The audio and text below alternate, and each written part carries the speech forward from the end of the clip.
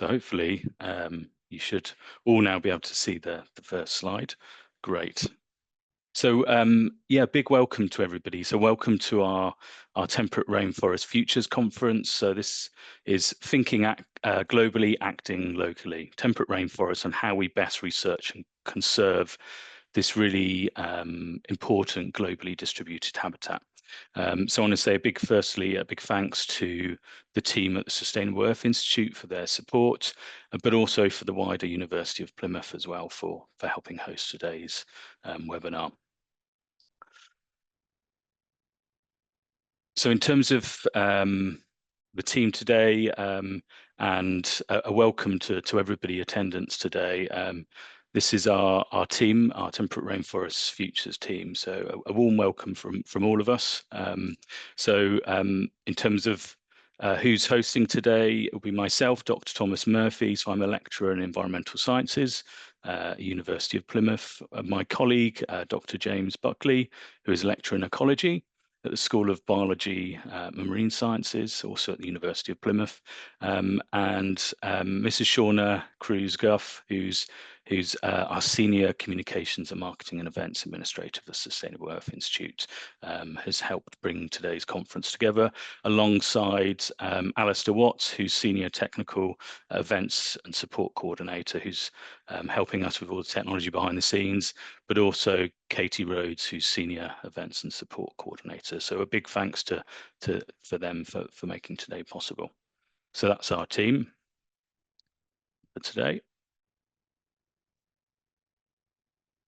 So before I move forward very quickly with our conference and outlining some of the itinerary today, I just want to look back, because I think it's important to put today's webinar into some context.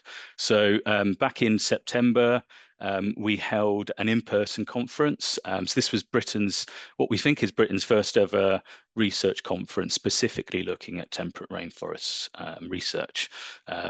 So that was a one-day conference that was also hosted by the University of Plymouth and the Sustainable Earth Institute, and we had over 120 delegates attending, it was a really fantastic day, which really captured imagination around and people's interests around temperate rainforest, which in the UK is a relatively new concept. And we had an excellent keynote talk from my friend, Dr. Dominic De La Sala, and excellent research scientist who's produced and done a lot of work around temperate rainforests across the world. So that, I suppose, sets the context of where we are today, and we really want to build on some of that momentum to really share our knowledge and research, maybe at a larger scale, and see how we might collaborate going forward. So we've got an exciting lineup of speakers, a real range of scientists, conservation groups, but also some best-selling authors. So we've got a really nice mix of different speakers for you today, from the range of organisations below. So in terms of itinerary today, we've got, I'm just going to, like I say, a very brief housekeeping and some high-level introductions. Then we've got our first talk session, which is from 1:10 until 2:10. We've got 4 excellent speakers, and that will be chaired by my colleague James, and also following that we've got a Q&A. So if you've got questions for speakers, which I'm sure we all will have, then if you could just save them for the Q&A session following that. And that session will be chaired by Adam Thorogood from Plant Life, who's kindly offered to help chair that alongside James. Then we've got a break at 2:40 where we can go and get a coffee or tea or beverage of choice, and then at 3 p.m. We'll return for our second session of talks, and we've got 3 excellent speakers, and then once again followed by a Q&A session, and then following that second Q&A session, which will be chaired by myself and James, we have a discussion section to really allow us a bit more time to think about some wider discussion points around these topics that we're going to be exploring today. And then we've got earmarked 10 minutes at the end for closing remarks, but it might again be less than that potentially, because we'll have lots of things to discuss. So that's the itinerary for today. So before we move on, I'm just going to do, like I said, a very brief, quick outline of, I suppose, why temperate rainforest is important.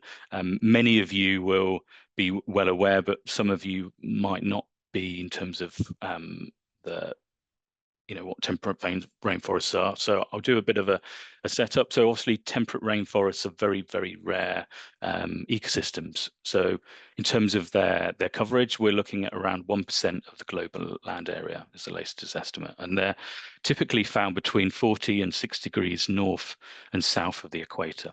And they comprise of both broadleaf, woodland and tree, but also potentially conifer dominant woodlands in different parts of the world. They're rather variable. So this is information taken from Dominic de la Sala's book, Temperate and Boreal Rainforests of the World. So they're sparsely, as you can see from the map, highly distributed across a large different almost many different continents of the world. So whether it's the temperate rainforests of North America, the Valdivian temperate rainforests of South America, our temperate rainforests in Northwest Europe, whether it's the Tahoe temperate rainforests of Japan, but also some of the rainforests in Korea, or the Tiwapuni rainforests of New Zealand. We have a high variety of temperate rainforests distributed across our planet, but only on 1% of that area.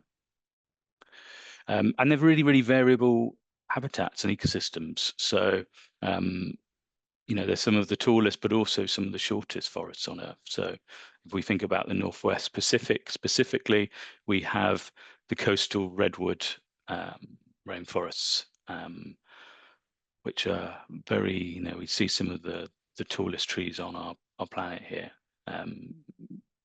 conifer species. In Northwest Europe, conversely, we have our wind-battered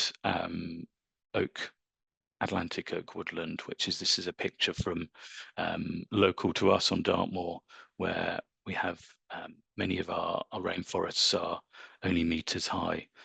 So they're very, very variable systems and woodlands, but I suppose there are some commonalities. So the key commonalities are high rainfall, consistent rainfall. So high rainfall, 1 to 6 meters a year, rains a lot.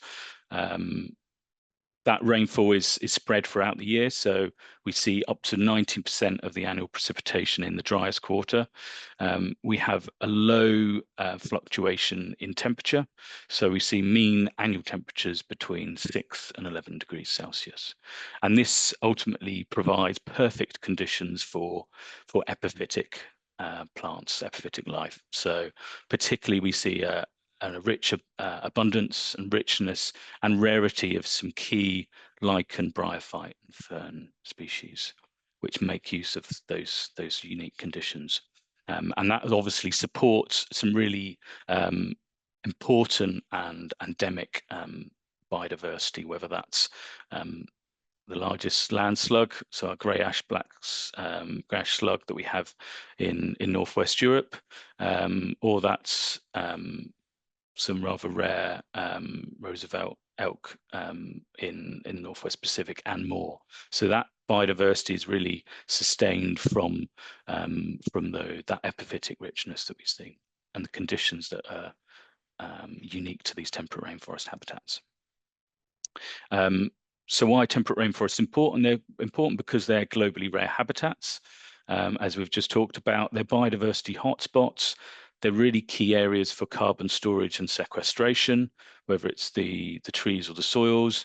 They're key areas for hydrology and water services in terms of their influence on the water cycle. They're really important and much needed areas for human well-being and recreation, but they're also really, really fundamental areas of cultural significance for many of these areas across the planet, and they're increasingly areas of political conflict. So we don't know enough about where they occur, how they function, and where they might be restored. So that's a real challenge for today. They face many threats, and these are varied threats across their range, whether that's climate change, logging and deforestation, threats from air pollution, whether that's fragmentation or invasive species. They are threatened by many stressors. So with that in mind, then, the aims of this afternoon are really to examine the current conservation relevant research on temperate rainforests. So as I said, we've got some excellent speakers to talk to you today. We're going to be discussing some of the key threats and opportunities faced by temperate rainforests habitats. And then at the end, as I mentioned, we'll explore some ideas for coordinating a global temperate rainforest community to really try and help us support research and conservation needs going forward. So I think with that, I'll hand over to my colleague, James, who's chairing the first session. James, over to you. Okay, thanks, Tom, very much. I'll keep this brief. So the first session is thinking about climate change and the effective conservation of temperate rainforest habitats around the globe. Just to clarify, if you have any questions for speakers, each speaker will speak for 15 minutes. If you have questions, we'll look at those in a Q&A session towards the end of this. So please put your questions into the Q&A box. The chat we won't be able to pick up as easily, so please use the Q&A box for that. And highlight, if you have a question for a particular person, highlight who you have a question for when putting your question into that Q&A box. Cool. So the first speakers, I've arrived and coming from overseas and have woken up very early to participate. So it's Michelle Connolly from Conservation North and Nathan Malcolm from Verdant Futures, who will be talking about inland temperate rainforests of British Columbia, the ecology threats and opportunities facing those. So Michelle, Nathan, is it okay for you to share your screen? Tom, can you stop sharing yours? And then, yeah, then if Nathan or Michelle, if you could share your screen, then we can. Thank you. Can you see my screen now? Yes, we can see your screen. If you want to. Great. I'm see just if you going can. to. Yeah, play from the current slide. Great. How's that? Let me give it a moment. Yes, that looks perfect. Cool. I'll see you in 50 minutes. Thank you. Great, thank you. So thank you to the organizers at the University of Plymouth for inviting us to speak. My name is Michelle Connolly, and I run a volunteer-based advocacy group in British Columbia called Conservation North. I have a research background in the natural disturbance ecology of the inland temperate rainforest, and I'm presenting alongside Nathan Malcolm, who has expertise on forests, climate, and carbon. So today I'm going to be introducing the inland temperate rainforest. Just trying to go ahead on my slide here. There. So BC is the westernmost province in Canada. If you look at the gray inset map on the right, you can see that we're quite far away from the coast. 800 or so kilometers away. I was surprised not to see the inland temperate rainforest here on that map, global map that you showed a few minutes ago, Thomas. Dominic de la Salle is very familiar with this ecosystem, and there are actually 2 inland temperate rainforests worldwide. So BC's inland temperate rainforest is one of 2 inland rainforests globally. In the main map here, you're looking at the dark green to indicate the inland temperate rainforest. So it's restricted to the lower elevations of the Rocky Mountain Trench, which is on the westward side of the Rocky Mountains. It's a rainforest because it gets orographic rainfall from the weather systems that move from the coast towards the Rocky Mountains. So air masses move eastward and dump moisture as they hit the mountains. I live at the northern end of the inland rainforest, and my community is called Prince George. It's indicated on this map with a little yellow star. So the ecology of the inland rainforest is shaped by the climate. It experiences wet summers and cold winters with moderate to high snowfall. Most of the precipitation it receives actually comes in the form of snow. So some people refer to it as a snow forest instead of a rainforest. The combination of prolonged snowmelt, frequent summer rains, warm summer temperatures, and summer morning fog is really instrumental in producing the rainforest conditions here and in keeping the forest environment productive throughout the growing season. The species that characterize the inland rainforest really are western red cedars and western hemlocks, but further north where I am, spruce is a major component of this ecosystem, as is subalpine fir, and you'll also occasionally see Douglas fir in parts of this ecosystem. So the inland rainforest is renowned among botanists for its plant and lichen diversity. Arboreal lichen communities, in particular epiphytic cyanolichen assemblages, so lichens that grow on trees and contain cyanobacteria as their primary photosynthetic partner, are among the richest in the world, according to the experts on these taxa. Species of lichens that depend on old growth attributes like cooler temperatures can disappear if the amount of habitat available to them falls below a critical threshold. This is something that's known about lichens worldwide. In the photo on the right, we see 3 inland temperate rainforest lichens here. Their common names are lungwort, smoker's lung, and netted specklebelly. As everyone here would be aware, all primary forests experience natural disturbance events that kill trees. This is part of circular succession. Natural disturbances create complexity in forests and niches, and therefore habitat. So this particular part of the inland temperate rainforest close to where I am has had a recent spruce bark beetle outbreak. The inland temperate rainforest evolved with native bark beetles, which are a really important complexifying agent here. Another major stand-replacing disturbance in the inland temperate rainforest is fire. Depending on where you are in this ecosystem, fire return intervals can be 130 years or 1,200 years. Where I am further north, fire return intervals are longer. Another important natural disturbance here is the western hemlock looper, which is a defoliating insect. So it's a moth larvae that eats needles and leaves. It's another native species, of course. So the western hemlock looper can affect large areas of forest where some or all of the dominant trees in the canopy die. And this creates complex stand structures like the one we see in this image here. Usually warmer and drier temperatures are what trigger population booms of the looper. Again, this is a very important disturbance in this ecosystem. So both fire and looper are at the moment infrequent in the inland rainforest, which means that much of this ecosystem skews to older age classes or old growth. So it's a fairly low entropy ecosystem. Not as much as the coastal rainforests here in BC, but these ecosystems are not as dynamic as the drier and more fire-dependent forests in the rest of interior BC and really in the rest of Canada.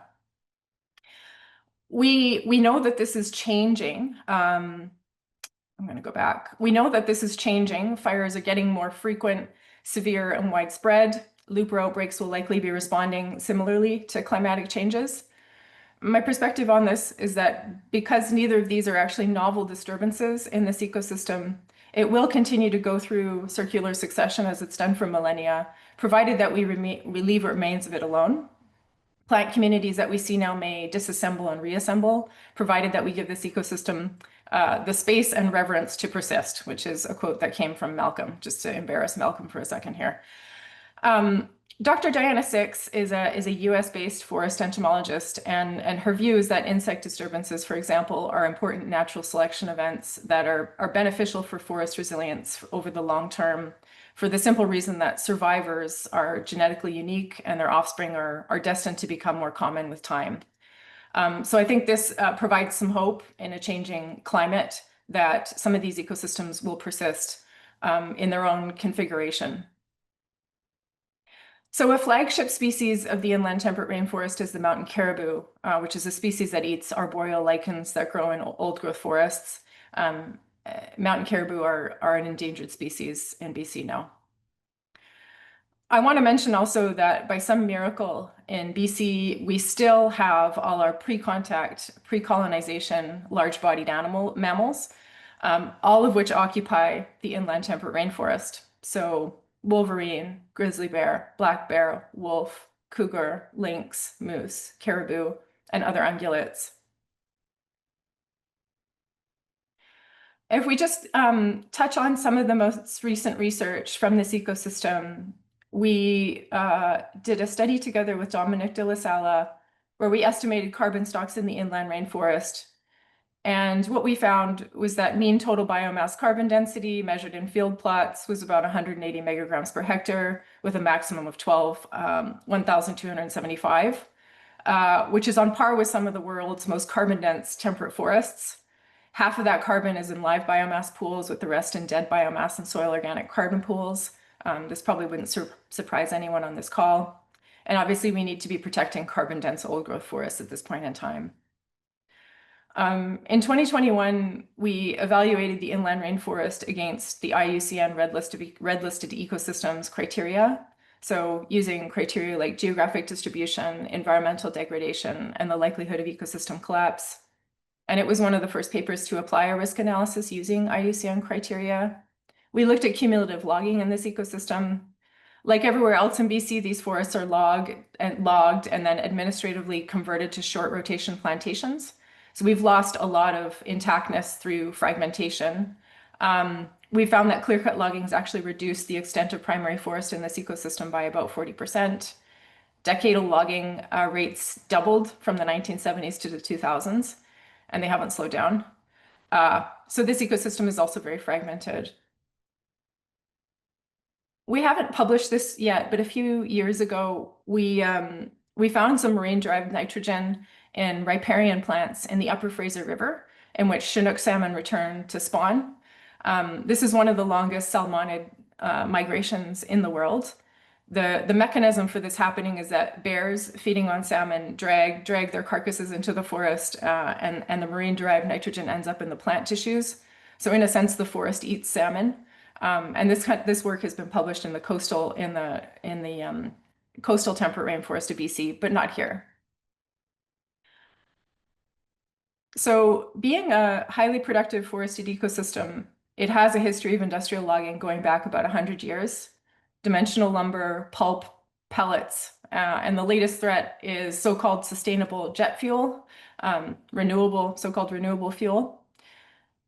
A few years ago, the chief forester apportioned parts of the inland temperate rainforest to pellet logging.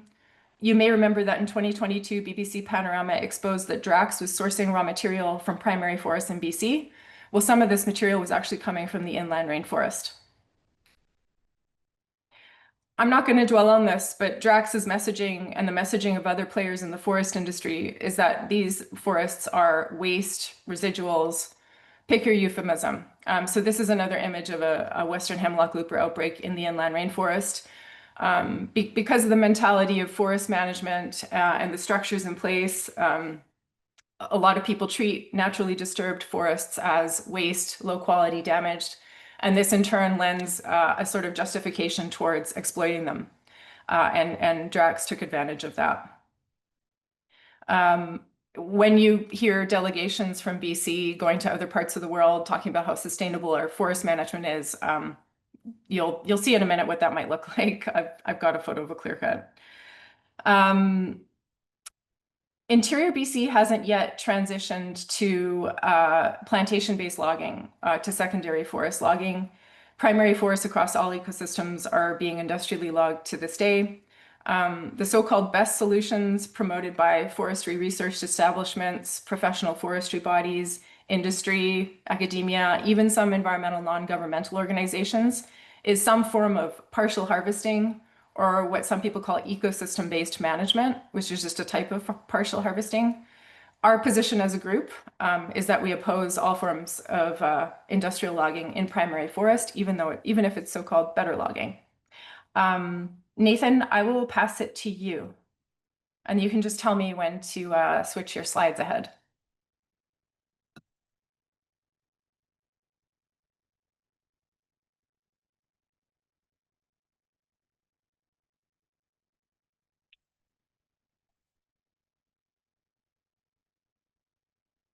Is Nathan there? Oh. Did Nathan drop out of the call? It looks like, no, I think he's there. It looks like he's muted. Hey, my apologies. Can you all hear me? There's only a couple of minutes remaining. Is that all right? Sorry. Yeah. Hey, Thanks, are you all Nathan. able to hear me? Yes, we can hear you. Yeah. I'll turn off my All slide. right. Thank you so much, Michelle, and thank you, James and Thomas, and the organizers of this event.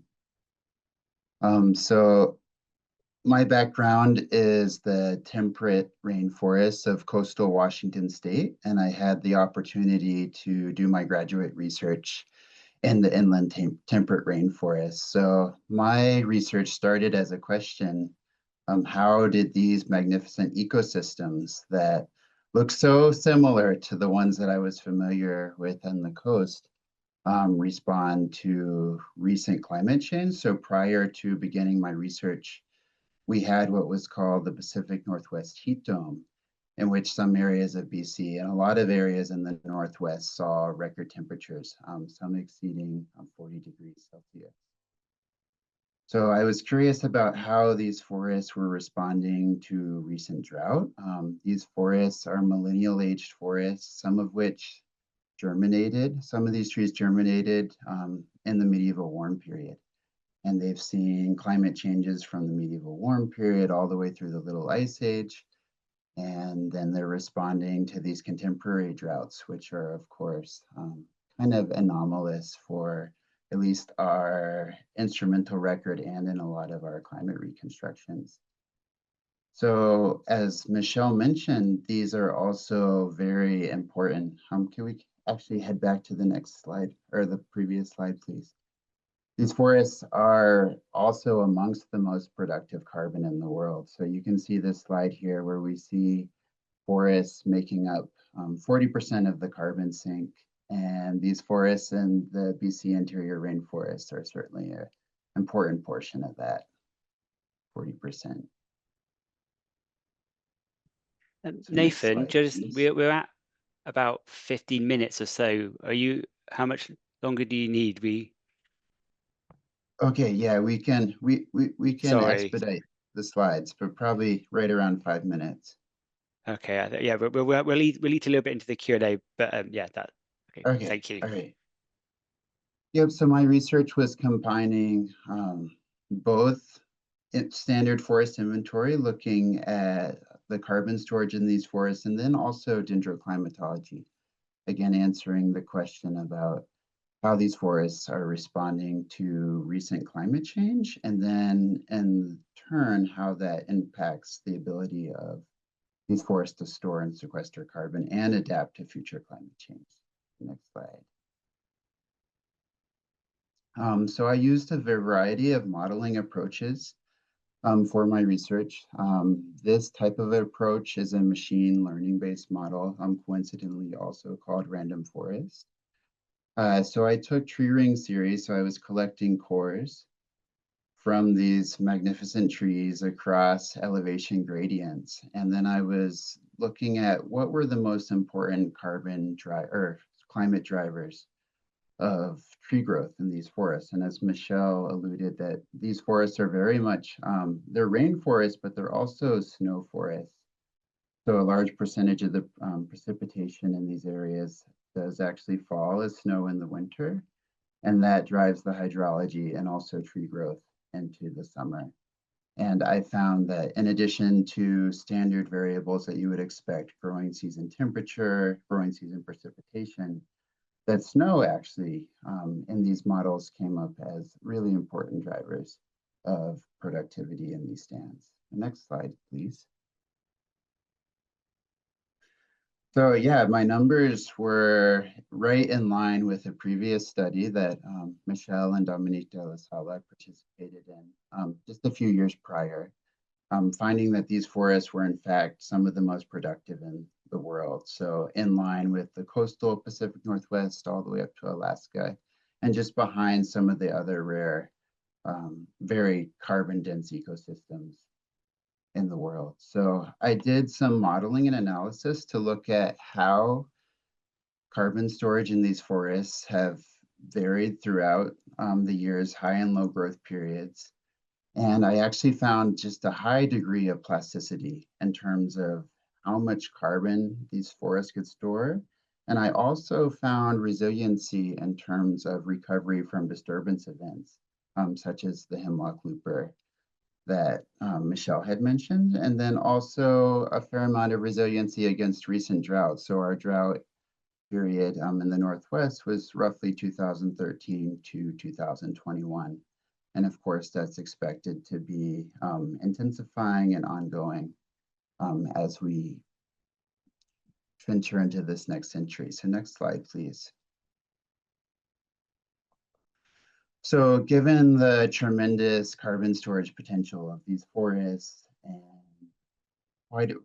wide range of adaptability and resilience throughout since the inception, probably around the medieval warm period through the contemporary droughts, we found that these forests are resilient, but we must give them space to adapt. So Michelle and I are just beginning an initiative carrying on all the work that she's done and others in the Northwest called the Great Caribou Rainforest Initiative to set aside these vast conservation areas in order to let these naturally plastic and resilient ecosystems respond to what could be unprecedented challenges in the future, not only from the fragmentation, but also intensifying drought and temperatures. So with that, I'll conclude. Thank you so much, Nathan and Michelle. A very interesting introduction to a completely different system. Okay, thank you very much. We'll move on to our next speaker. So again, 15 minutes. We'll have a slightly shorter Q&A than planned, about 20 minutes. So the next speaker is Professor Dominic Spracklen from the University of Leeds. And we're looking at global assessment of the temperate rainforest biome under future climate change. I'll hand over to you, Dominic, to share your screen. Brilliant. Hopefully, can you hear me? Can hear you, and I can see your slides. It's starting to. Yeah, that looks perfect. Cool. Thank you very much. Can you see this top thing at the top? How do I get rid of that? It looks okay. It looks okay to me. I could just see the full slide. Perfect.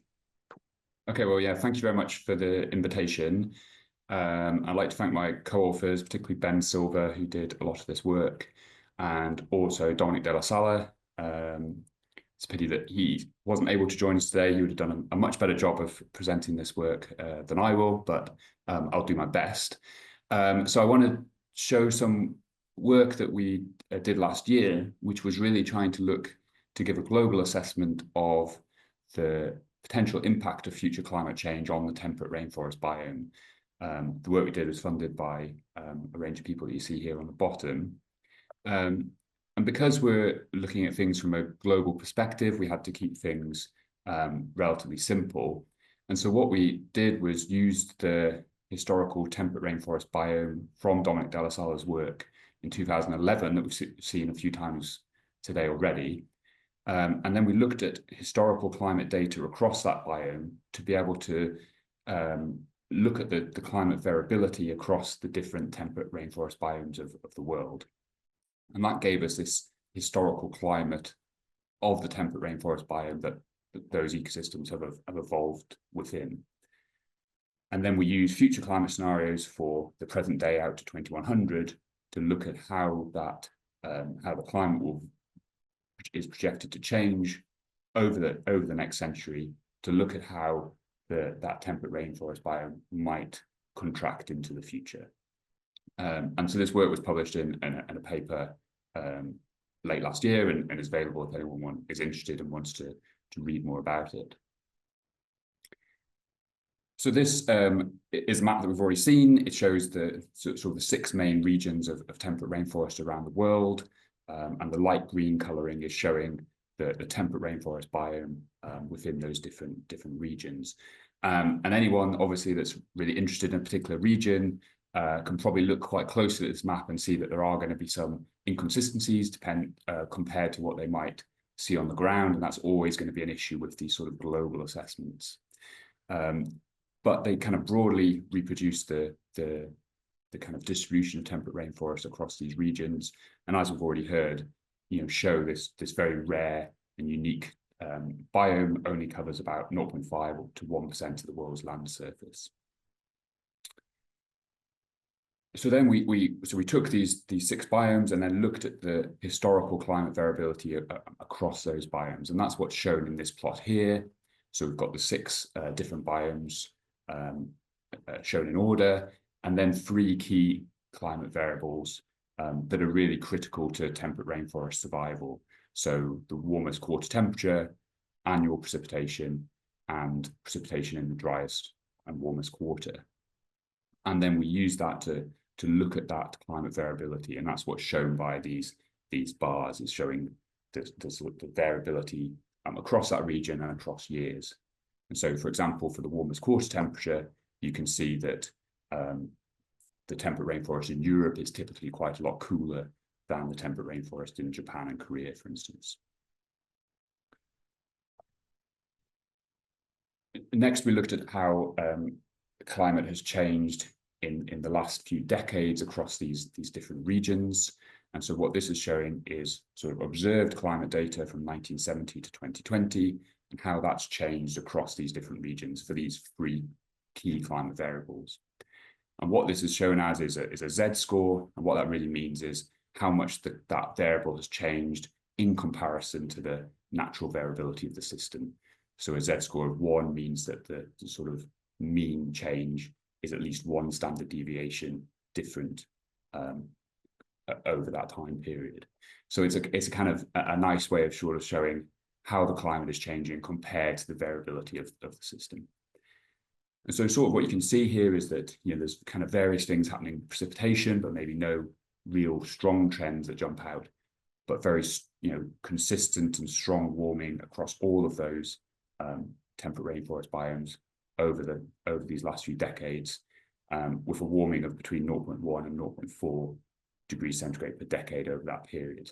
So that's kind of given this indication that, you know, even in the last few decades, the climate across these temperate rainforest regions is starting to change.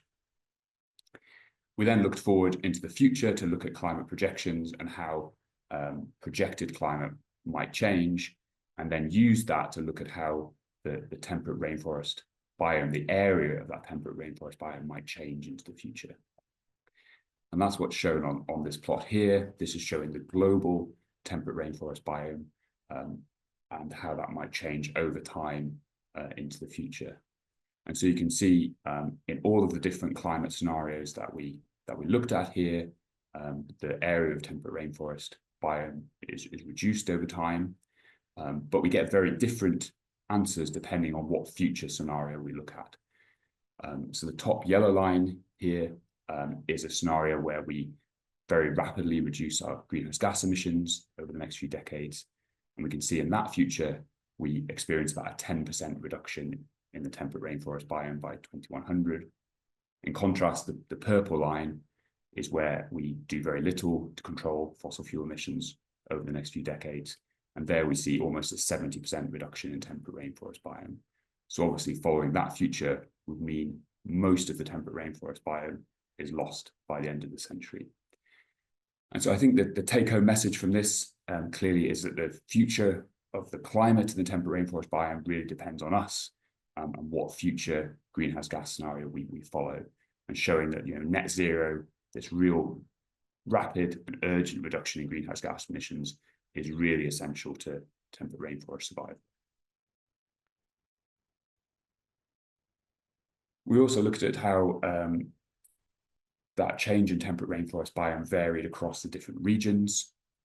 And this is showing for sort of moderate future warming scenarios, and maybe the sort of scenario we're potentially on course for at the moment. And this is showing the future loss of that temperate rainforest biome across some different countries by 2100. And what this shows is we found that out of all of the different regions, the UK was consistently across most scenarios had one of the most resilient climates to changing future climate. So in this scenario, the UK would lose about 5% of its temperate rainforest biome, so much less than reductions in the USA and Canada. And that's partly to do with the kind of the change in temperature that's expected under those different scenarios, and also the current variability across the different regions.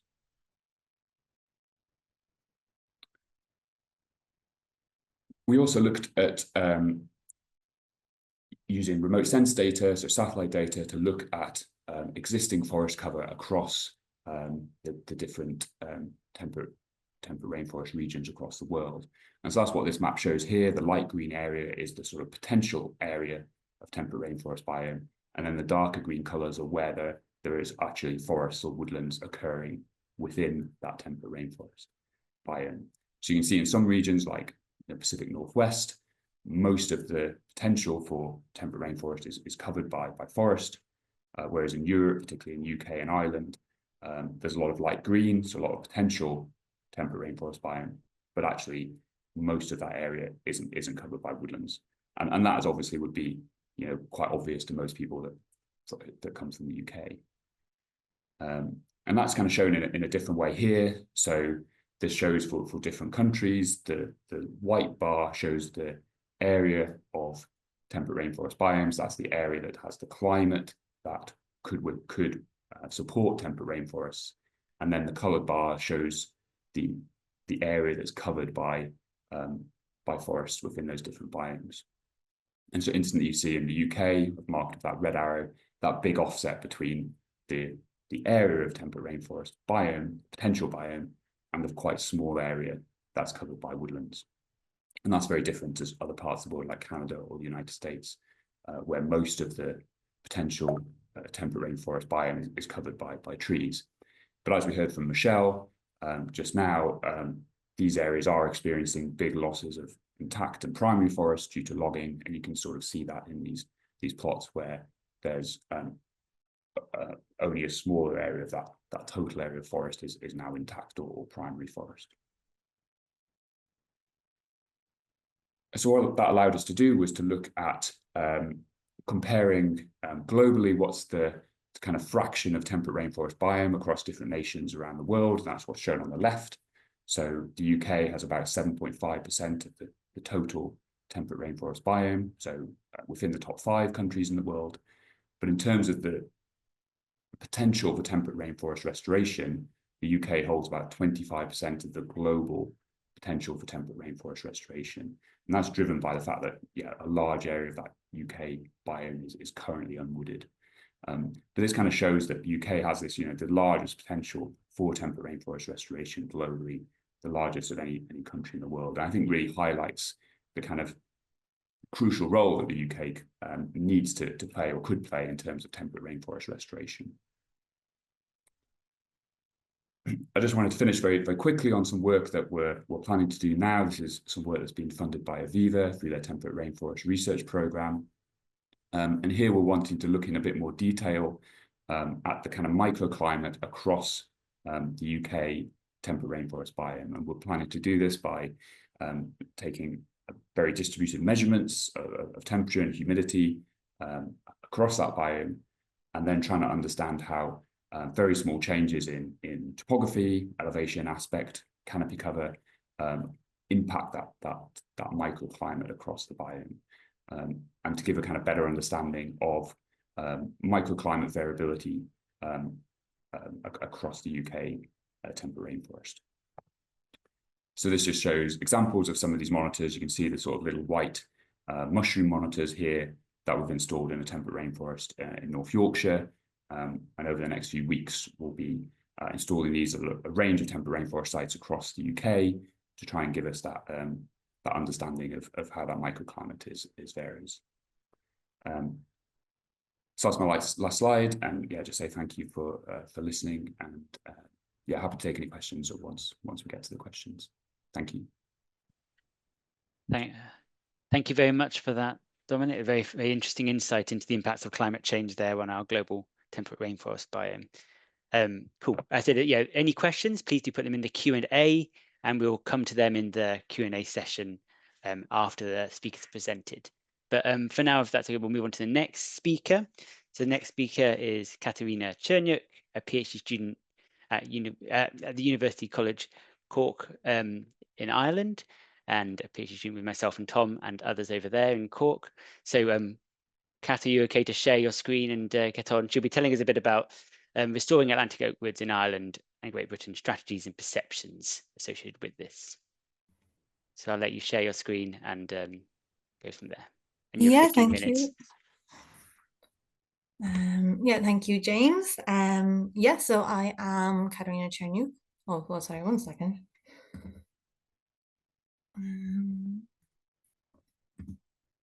I hope that's not the start. That looks good. Yeah, that looks good. But okay, all right. Thank you so much, James, for that. So I am Katerina Cherniuk. I am Tom and James's PhD student, but I am based in Cork, where my lead supervisor is Dr. Marcus Eichhorn, and I'm also supervised by Dr. Mary O'Shaughnessy there in Cork as well.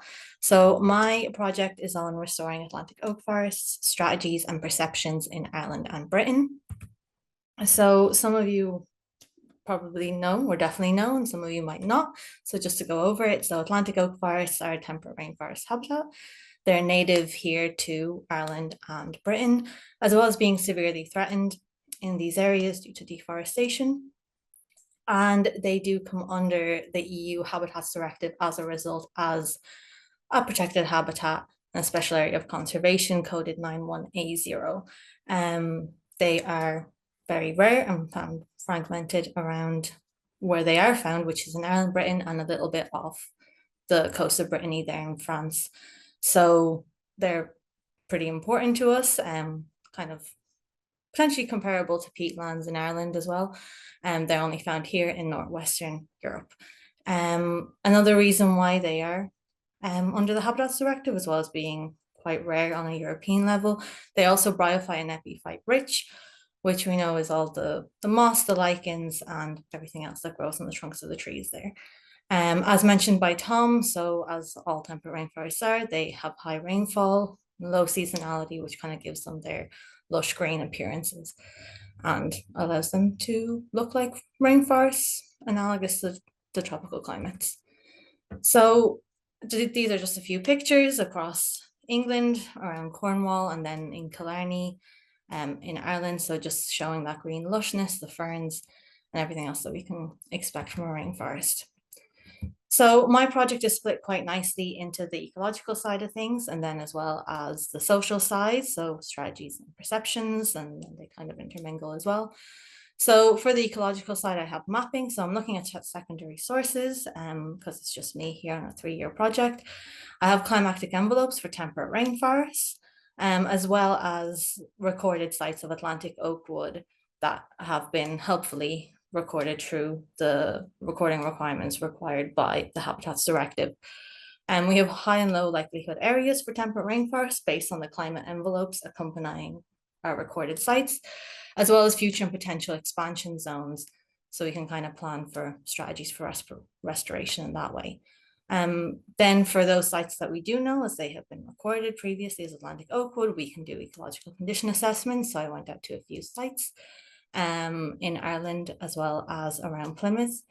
So we're looking at current condition, we're looking at tree species and size, as well as ground flora composition, and taking some soil samples as well.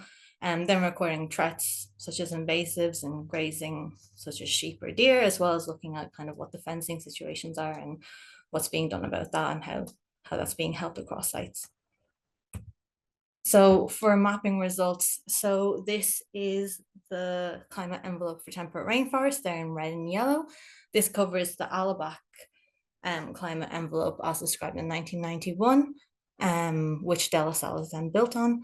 So this is looking at what it looks like specifically for Ireland. As you can see, a lot of it is hitting that kind of red upper level of 15.8 degrees, which, as was said previously, kind of is what we can expect with climate change creeping up on us. And then the sites in the blue there are about 800 or so sites covering about 70 kilometers squared altogether. A lot of them are quite minuscule. But these are the recorded Atlantic oak wood sites based on the National Survey of Native Woodland, which was done in 2010, as well as the monitoring report to the EU, as per the Habitats Directive, the last one of which was in 2019, with a new one coming out very shortly. But these show that it matches up quite well. But being said, there is more different climate envelope types. So we have Amman's index of hygrothermy, which was used by Guy Shrubsole as well as others. We have Alabacs, which was shown previously for Ireland, but here it is for the UK as well. And De La Salle's climate envelope as well there, using his values for Great Britain and Ireland, of which there was 11 bioclimatic variables from using the World Rainforest data set. So as you can see, they all do focus on, well, most of them focus primarily on the west of our land masses, but there is some difference there in overall extent and how much they creep into our Midlands and a bit of Eastern Ireland there as well. So this is one of the questions that we have to look at to find out where exactly our rainforest expansion areas are. So taking that as temperate rainforest, but my project is solely on Atlantic oakwood. So how do we kind of look at two and combine them and figure out what exactly we're looking at? So Atlantic oakwood is, as I mentioned, described by the Habitats Directive. Funnily enough, it's actually described the least thoroughly in the Habitats Directive compared to all of its corresponding classifications across both the UK and Ireland. But we have the BAP habitats, the National Vegetation Classification System, as well as for Ireland, we have specifically the FOSSA habitat and then the newer native woodland scheme as well. So there was a lot more species mentioned in all of this. This table goes pretty far down, but just to catch the top of it with the species most mentioned. So as we can expect, Atlantic oak forests, we are predominantly looking at something that should be dominated by oak. First off, Quercus was mentioned the most, but also it was frequently accompanied by the word dominated itself in across all these classification systems. And then when we actually go to the sites, so I had a number of sites in Ireland, 13 of them, and 8 sites across Plymouth. So I was kind of confined to where I could go to in England, sadly, but with Ireland, I managed to try and capture the breadth of the north and south and the west and the east. So more than a third of sites were not actually Quercus dominated when looking at basal area. So only about half sites, a little bit more than half, were dominated by Quercus. We had a lot of beech growth, as well as growth there by birch, and then almost, which we were obviously capturing there in the wetter areas of the forest, or just how those points worked out for us. So these were broken up fairly evenly actually between the sites. So in Southwest England, it was about 75% of our sites, 6 of them that were Quercus dominated were found in England, and then 6 of them were found in Ireland, which works out as less than half of our Irish sites were actually dominated by Quercus. This does make some sense when factoring in that the map I showed you here of the known Atlantic oak forest sites, all of these reports and studies are based on previous conglomerations that are then conglomerated upon further. So a lot of the sites, their specific sources would say something like, oh, so recorded as oak in 1981. And a lot of them have just built on that data without going back and sparsing through data that may no longer factor in as Atlantic oakwood, whether through degradation or through succession to beech forest, which we can expect as, I think, 3 of our Irish sites of the 4 that came out as beech were found in Ireland. So it matches up with our knowledge of when these sites were last recorded as beech, as oak. Also, about a quarter of our sites were found to be made of majority of non-native life forms. So this life forms here covers both trees and shrubs. So a lot of this would be because of rhododendron or cherry laurel. And yeah, so it really requires kind of looking back on what we know is Atlantic oakwood and what is recorded as Atlantic oakwood, and actually exploring what's there and what could be done to make those kind of counts more accurate. When looking at regeneration, so these are preliminary graphs, but looking at them kind of quickly. So we have seedling density there per meter squared. But once this falls down rapidly, once we're looking at oak seedlings in particular, apart from Newton, which was having a lovely, wonderful last year. But everything else is quite low, which once again can be expected for oak. I was strictly surveying the core forest, so that's probably where you can expect the least oak seedlings. But it matches up with the hypothesis, and then more research will have to be done into looking at specifically what between those sites might have varied and might have impacted the number of seedlings, and if there's anything we can get out of that data there. So for our social perception side, so this is looking across different stakeholders involved in forest restoration across both Ireland and England, and seeing what's actually feasible on the ground, and what are their motivations, what are their barriers, and how to work with them and around them, and see what can be done. So this involved community and local interest groups, farmers, landowners, land managers, researchers, practitioners, with charities and other tree planting organizations, as well as authorities and policymakers. So first off, we did a survey of ag science students. So this was based on them being the future custodians of the landscape, as well as key informant interviews with relevant stakeholders. So that's previously mentioned there. So for these kind of social data results that we had, motivations to restoration, one of the main things actually that came up that people said quite quickly off their tongue was nature recovery, as well as kind of lauding the habitat for what it is, which is very endangered, and a shelter for biodiversity.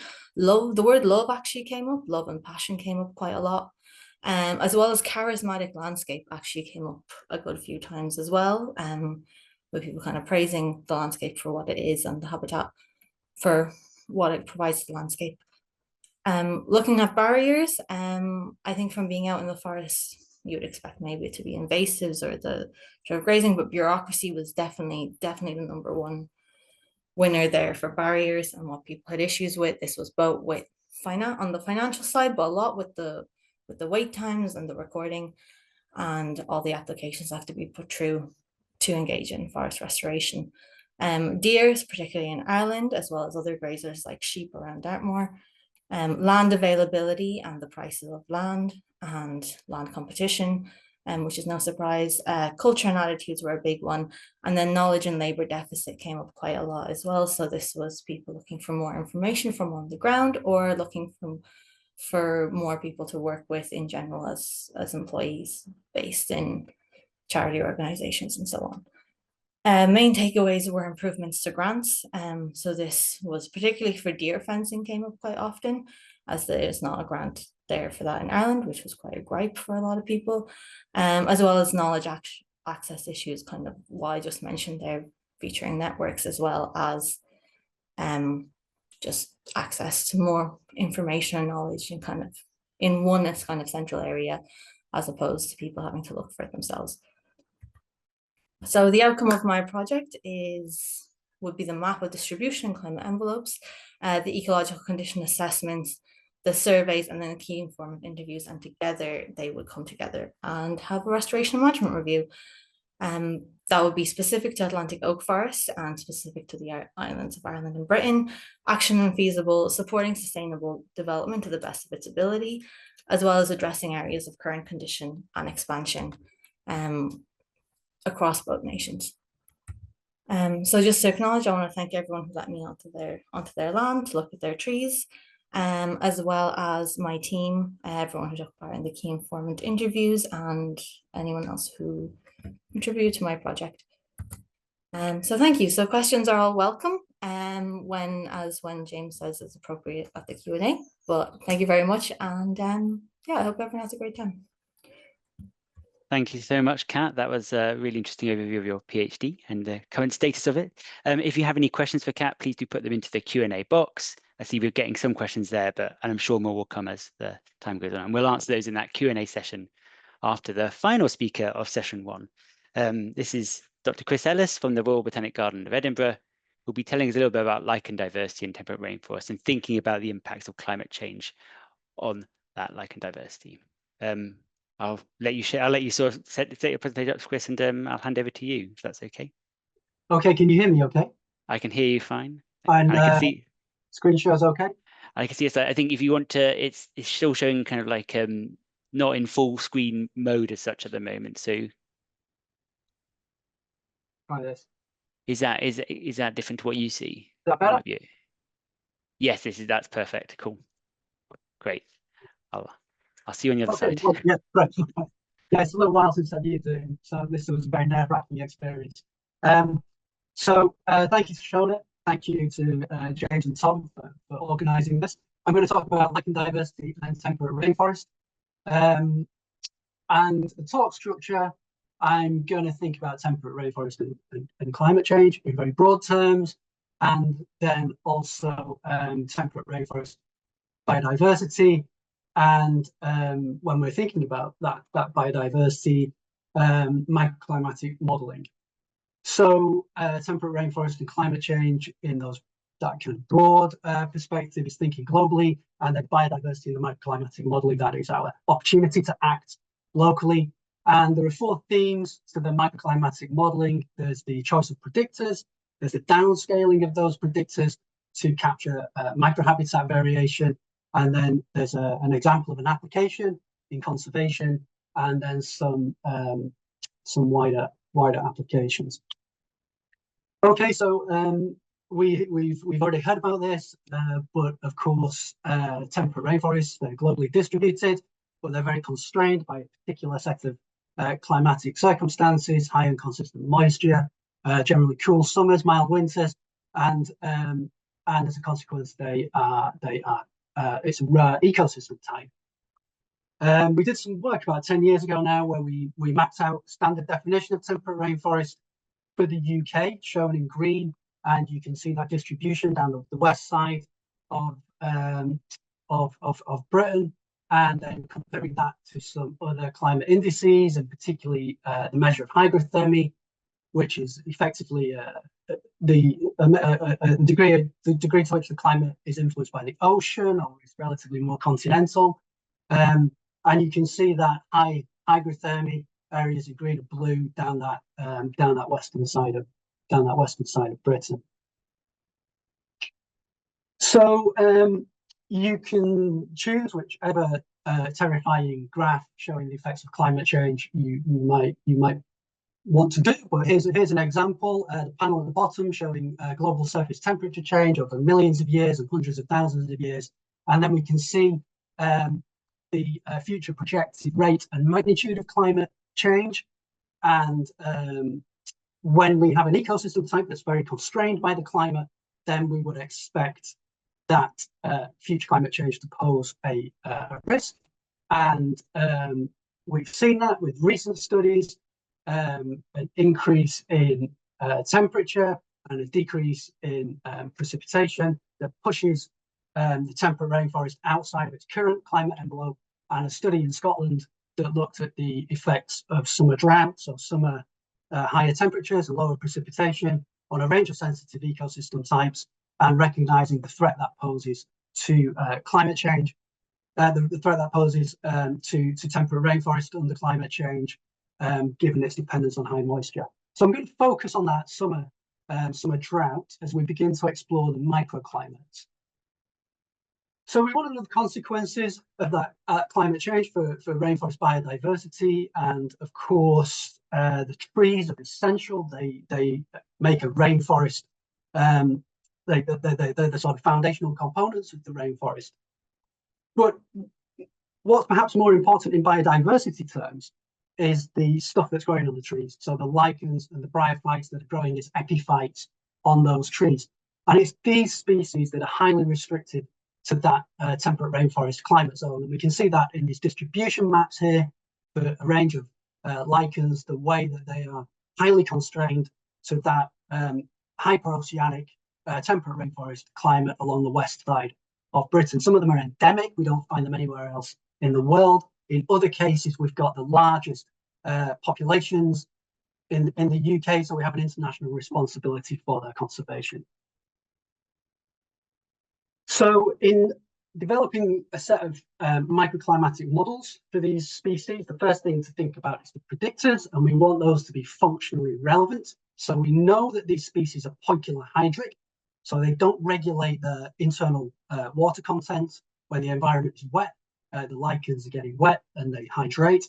And when the environment is dry, they dehydrate and become dormant. And this graph is just showing the photosynthetic rate compared to the water content of a lichen body, a lichen thallus. And you can see that as water content goes up, photosynthesis starts, reaches an optimum.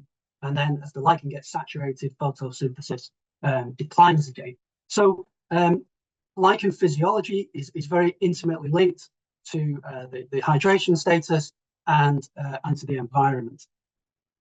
So we did some monitoring on everyone's favorite lichen, Laberia pulmonaria, and we monitored the water content of thallus in real time over a series of about 18 months. And we compared that to a range of different climate predictors.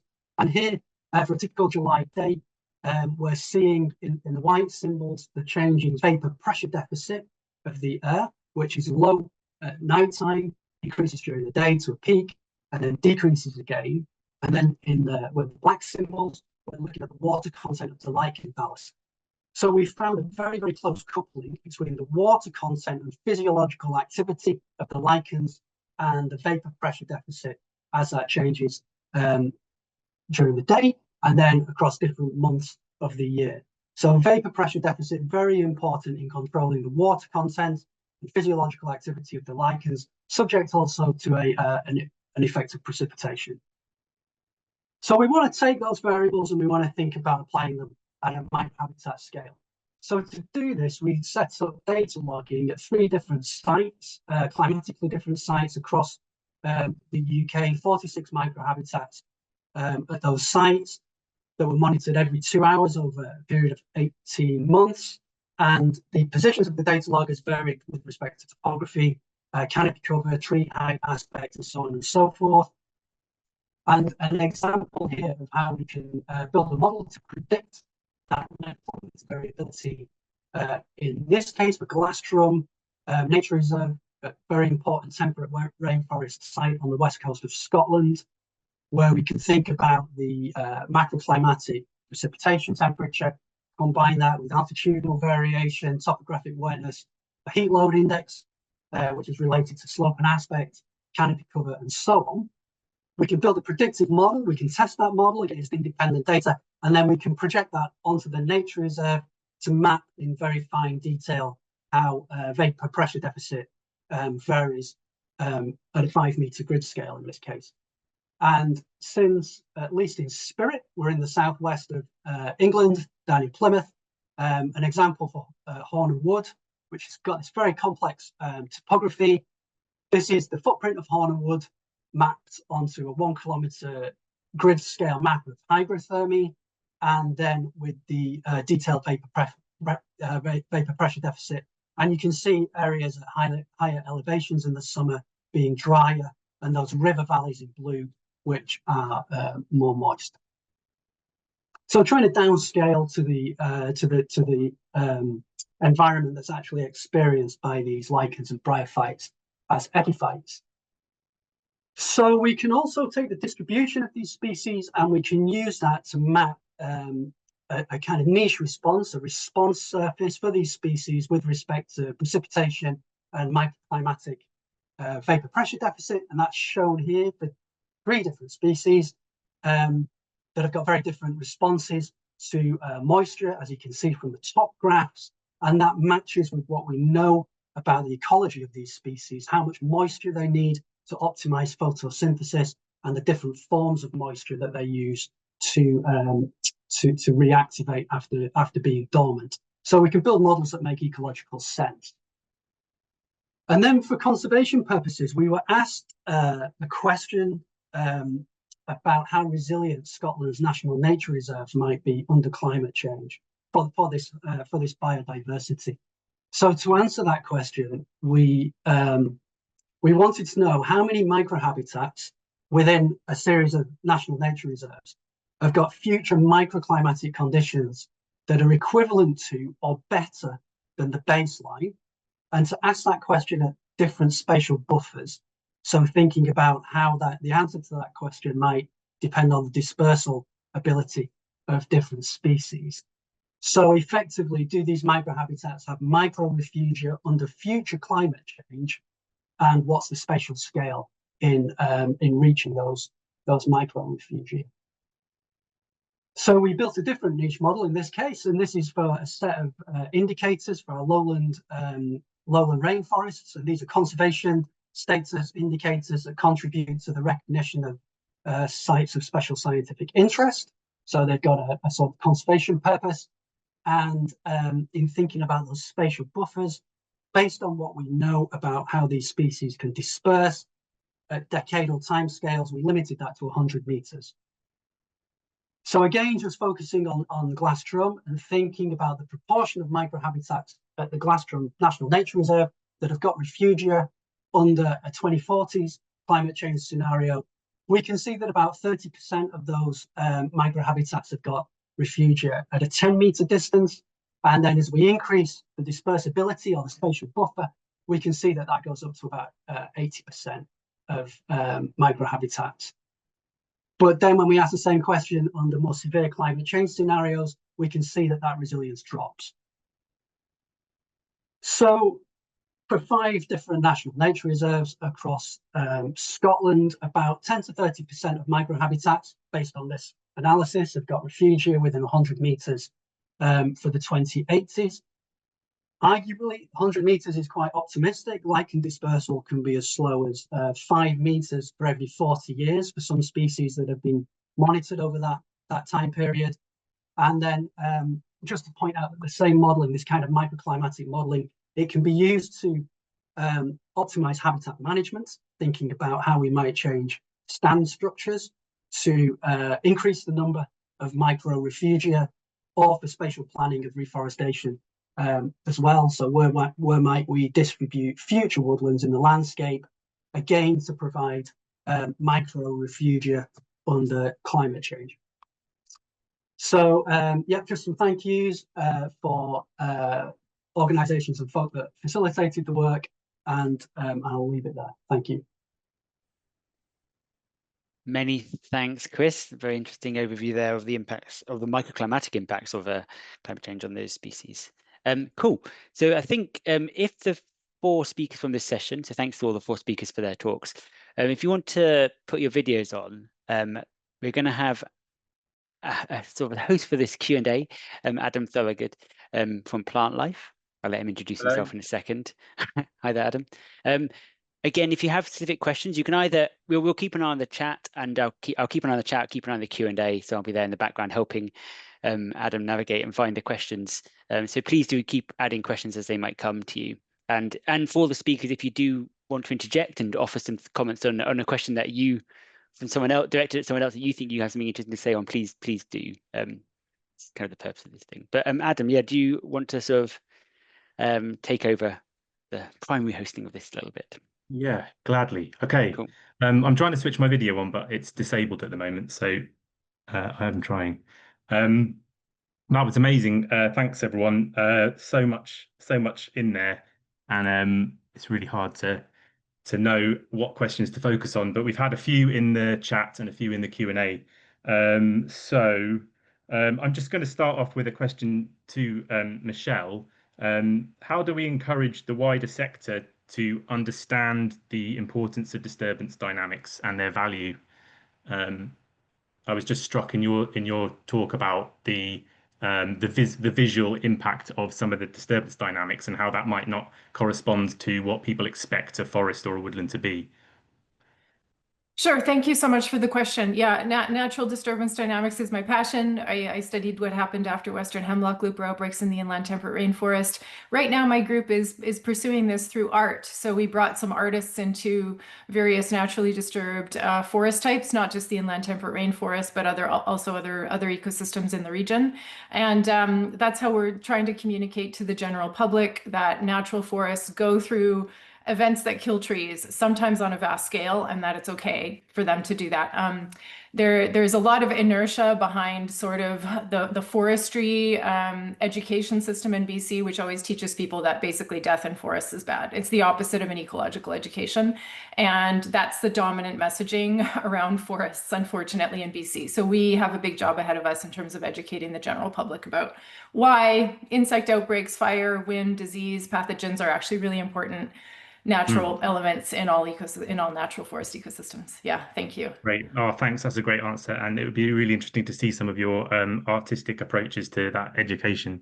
So I'm going to go over to another question, which is for Katrina, and it's sort of linked because it's to do with people's perception of what a forest or what a woodland should look like. So I'm taking from some questions in the Q&A, but one question from Maeve saying, have you encountered tensions between local perceptions of what Atlantic oak wood should look like or be used for versus ecological management or restoration strategies?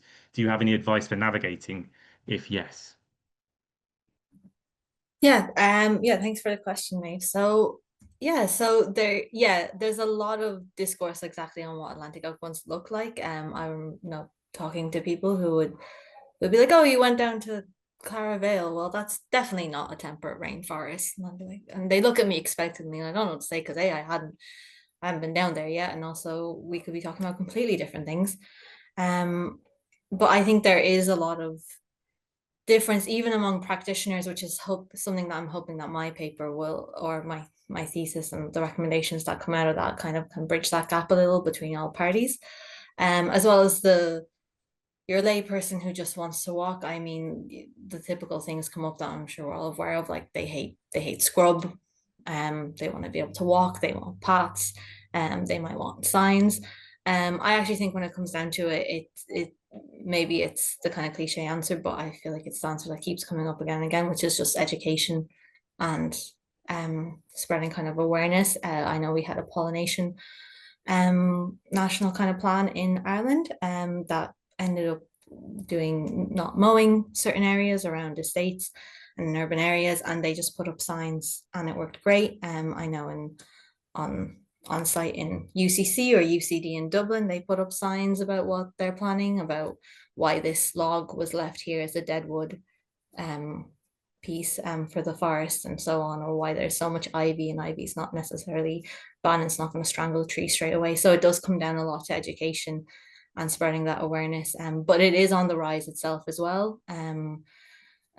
Talking to a forester, broadleafs and conifers are now being planted 50-50, when 30 years ago it was 100% conifers. He said that increase was just in the last five going up to 10 years a bit.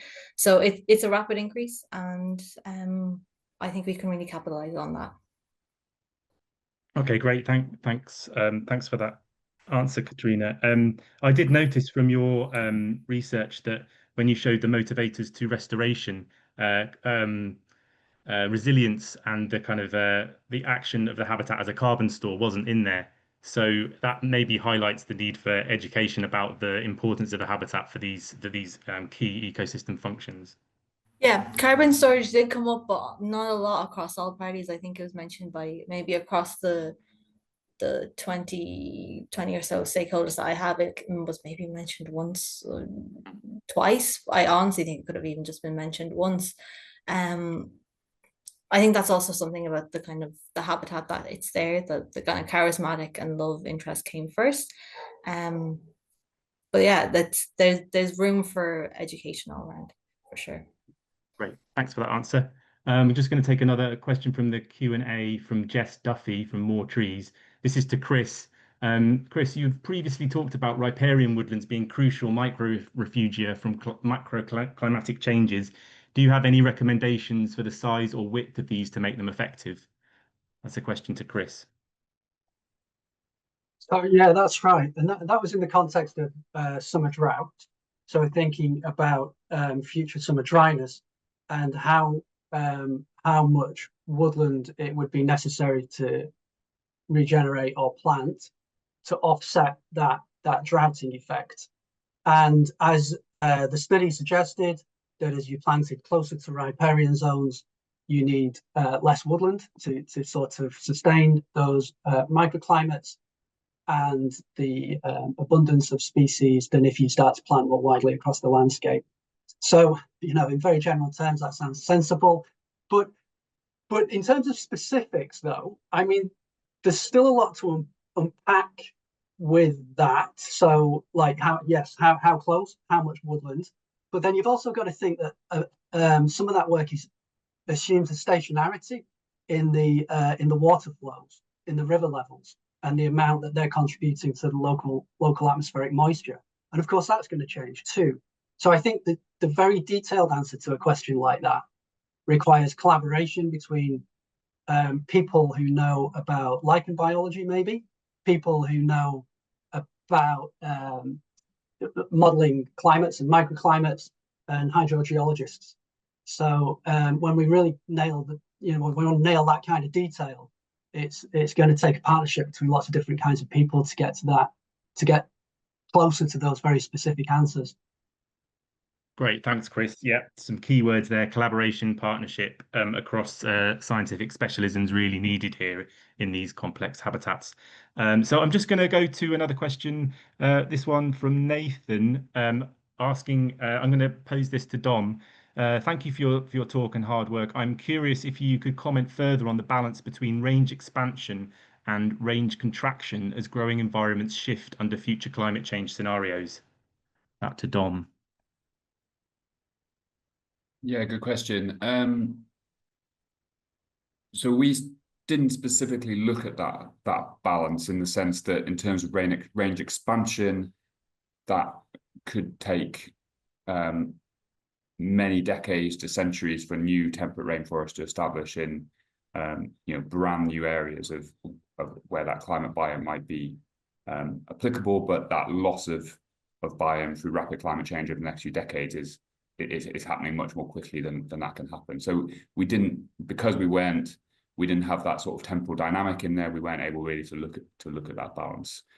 Over the very long term, I guess, if you're looking out, centuries into the future, there potentially could be new areas that the temperate rainforest could establish under a future climate, but we didn't look at that. Okay, thanks. Thanks for that. And just sticking with you, Dom, I'd like to ask, how do we scale up our response to this, to the obvious and growing threat of the impact of climate change on our temperate rainforests? Yeah, I mean, I think one thing that kind of came out from our work, and I think it links very much to kind of what Chris is saying and what Michelle was saying, is that that there's obviously a real need to address climate change really rapidly and really quickly. It kind of pushes the need for net zero, right up the agenda. But we need to do that in a way that's not putting our natural forests under threat. So, we need to make sure that efforts for biofuels, efforts for sustainable aviation fuel that are starting to emerge don't create massive new threats particularly for our primary forests and our intact forests, but also for natural forests around the world. And I think that's a real threat I see coming, is that there's going to be this big push by the forestry sector to kind of secure materials to kind of produce green fuels, sustainable fuels, to help address that net zero push. So it's kind of how to do net zero without screwing the rest of nature at the same time, and that's for me the real challenge. Okay, thanks for that, Dom. Going to the Q&A again for another question. This from Sophie Fawcett. Lots of the global maps miss out key known areas, for example, the inland temperate rainforest in British Columbia and the southwest in the UK. It sounds like people are working on this, but have we yet got a proper handle on the macroclimate envelope? Is the macroclimate different in different geographical regions? Maybe, Dom, do you want to answer that one as well? Yeah, I can say something on that. So I think the De La Salle map does include that interior British Columbia region. So I think that massive area isn't missed out on that, but there definitely are issues with the map. And the southwest England is one that's really obvious for you guys in Plymouth, of course, but for the UK in general. I think our work did show that there does seem to be different climate envelopes within those different biomes. So yeah, it doesn't seem that you can kind of identify one globally representative kind of climate envelope that matches across all of those different regions. I know there's some work that people here in the UK are doing. I think you guys in Plymouth are looking at updating the maps specifically for the UK and looking at different approaches to that hopefully is going to lead to kind of better UK maps. And then also looking at the kind of how climate change is going to impact that at a UK scale. In terms of a kind of global, I guess Sophie's question about kind of global assessments, I'm not sure what work's been done to kind of update that at a global scale. Okay, thanks very much. Okay, I'm going to ask a question to Michelle, and maybe Nathan, you might want to come in as well. I'm just wondering, given the variability of temperate rainforest habitat and climate across the world, is there any point in us working together under the banner of temperate rainforest, or are these habitats just so different and variable that there's no point in working together? Bit of a devil's advocate question there. Michelle, do you want to answer that? And maybe Nathan. Sure. Yes, I do think there is the purpose behind working together on these places. The inland temperate rainforest is unique in Canada, and it is a very charismatic ecosystem. People in this province are becoming more and more aware of it, and you know, the push to draw wood products from this ecosystem is only increasing. And it is absolutely worth teaming up to try and resist further degradation of this particular ecosystem. Great, thanks for that. Let's have a look. I've got another question for you, Michelle, while you're there. This is from Amelia Shepherd-Clowes. I think you mentioned that despite the increase in disturbances such as fire, the forests may still be able to recover to an extent on their own. Great. I just wondered if you thought the increased frequency of these may impact the genetic diversity of plants that are able to survive. Yeah, so I really appreciate the question. I don't have a background in genetics really, but I do read about the research of, say, people like Diana Six, who's studied insect outbreaks in North America and has concluded that events like that increase the resilience of populations if you leave these forests alone. I think what we know about populations of trees is that the bigger the populations are, the more potential for adaptation into the future there is. So I think the prudent approach is actually to keep these forests in their natural state. And I might defer a bit to Nathan to answer that as well. Nathan, I don't know if you have any thoughts on. Yeah, Thanks. thank you for that question, and thank you for the segue, Michelle.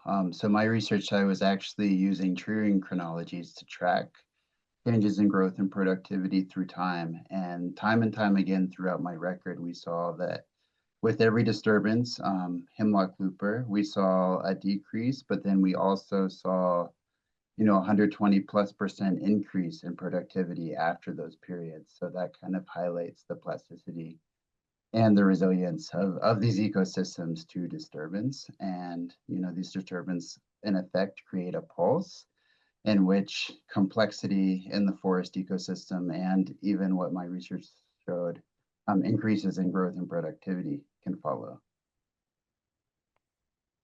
Okay, great. Thanks, Dom. One thing that's coming up for me is the difference between scale of these habitats between British Columbia and the UK.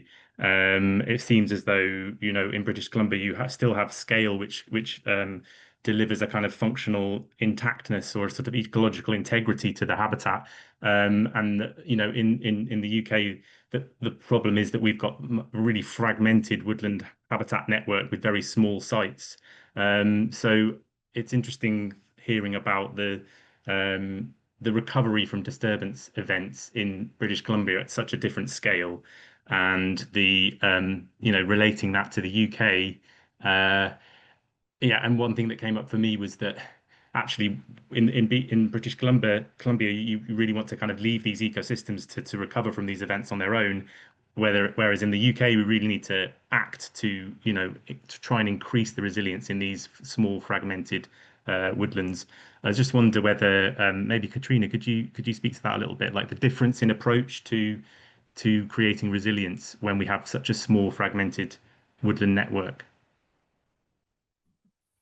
Yeah, so there's definitely a few ways to go about it. Yeah, working on connection, working on buffer zones, seeking out those places and expanding those. There does need to be a huge priority put onto where our investments should go, both in terms of climate projection mapping, like it was what Dom was doing, and seeing where they're actually suitable for long-term investment for these sites, but then also looking at the connections between fragmented and being very deliberate about where we plant, because particularly in Ireland, where we don't have something kind of overarching us as the woodland trust, things are quite disjointed. And it's great that something is happening on the ground, but being a lot more focused on where we put that effort is huge, specifically for those protection of those very small sites that are dotted around Ireland. Okay, thanks. Just wanted to ask a bit about your mapping, and we could see from the map you showed of Ireland that there were some sites in Eastern Ireland which didn't come under the envelope of Alabac's climate model, do those fragments still exhibit good temperate rainforest characteristics? If these were the sites that were just south of Dublin, so we actually have the Wicklow Mountains. Right. These were, yeah, so we have the Wicklow Mountains there. So that actually does capture the more rainier parts of Alabak. Maybe it wasn't very visible on the map, but they are kind of bright yellow under the Alabak envelope. It's only a small portion. There's also a spot like that up a little bit north of that under the Mourne Mountains in Northern Ireland. But that captures the exact kind of perfect spot for Atlantic oakwood, and then by definition as well, temperate rainforest, where you have the coastline and then you have the mountain range right beside that coast, and you get a lot of rain on that coastal facing slopes. So that does capture. So the Wicklow sites are actually quite well defined, well mapped, and you get good sites there such as Knocksink, St. Gobnitz, St. Gobnitz on the west, but Glendon Downs, and Clara Vale. And then going down, that captures that portion.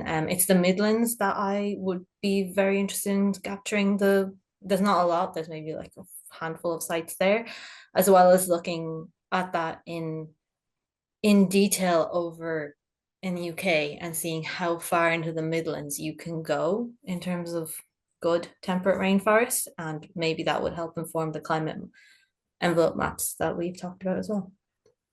Yeah, thanks. So do you think that enough is being done to understand the impact of hydrology on habitat suitability, so that areas, woodlands that are fed by fast-flowing rivers that flow down from the uplands that might be outside of the envelope, they might be fed by river and precipitation from the envelope itself. So do you think enough's being done to kind of factor that in with our current mapping?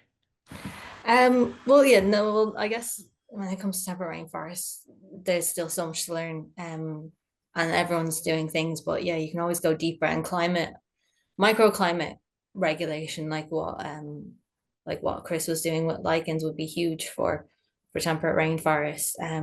But spanning the entire breadth of two nations would also be a massive undertaking. But yeah, capturing those kind of crevices, those rocky valleys, things that aren't captured on the 1 kilometer grid squares of climate envelopes would be huge, especially with how fragmented and small the habitats are. And I think that could be a huge step of the next work that is done for this habitat. Great, thanks, Katrina. Another question for Chris. So with your work on sort of refugia and the suitability of microclimatic niches, how much do you think we need to step in and act here, or how much do we leave to natural processes? Yeah, that's a really good question. So just to touch on those microclimates, because I think this relates, in my mind, this relates to the mapping question as well. So I often think about that kind of rainforest zone, the Alabak zone, or some threshold of hygrothermy.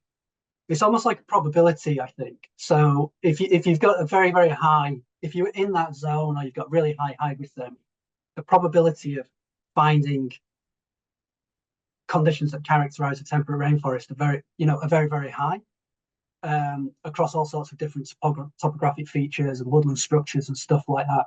And the further away you get from that, it doesn't necessarily mean, you'll never find those temperate rainforest conditions, how we might choose to define them. It's just that they might become increasingly restricted to particular microsites. And then eventually, I guess, they disappear altogether.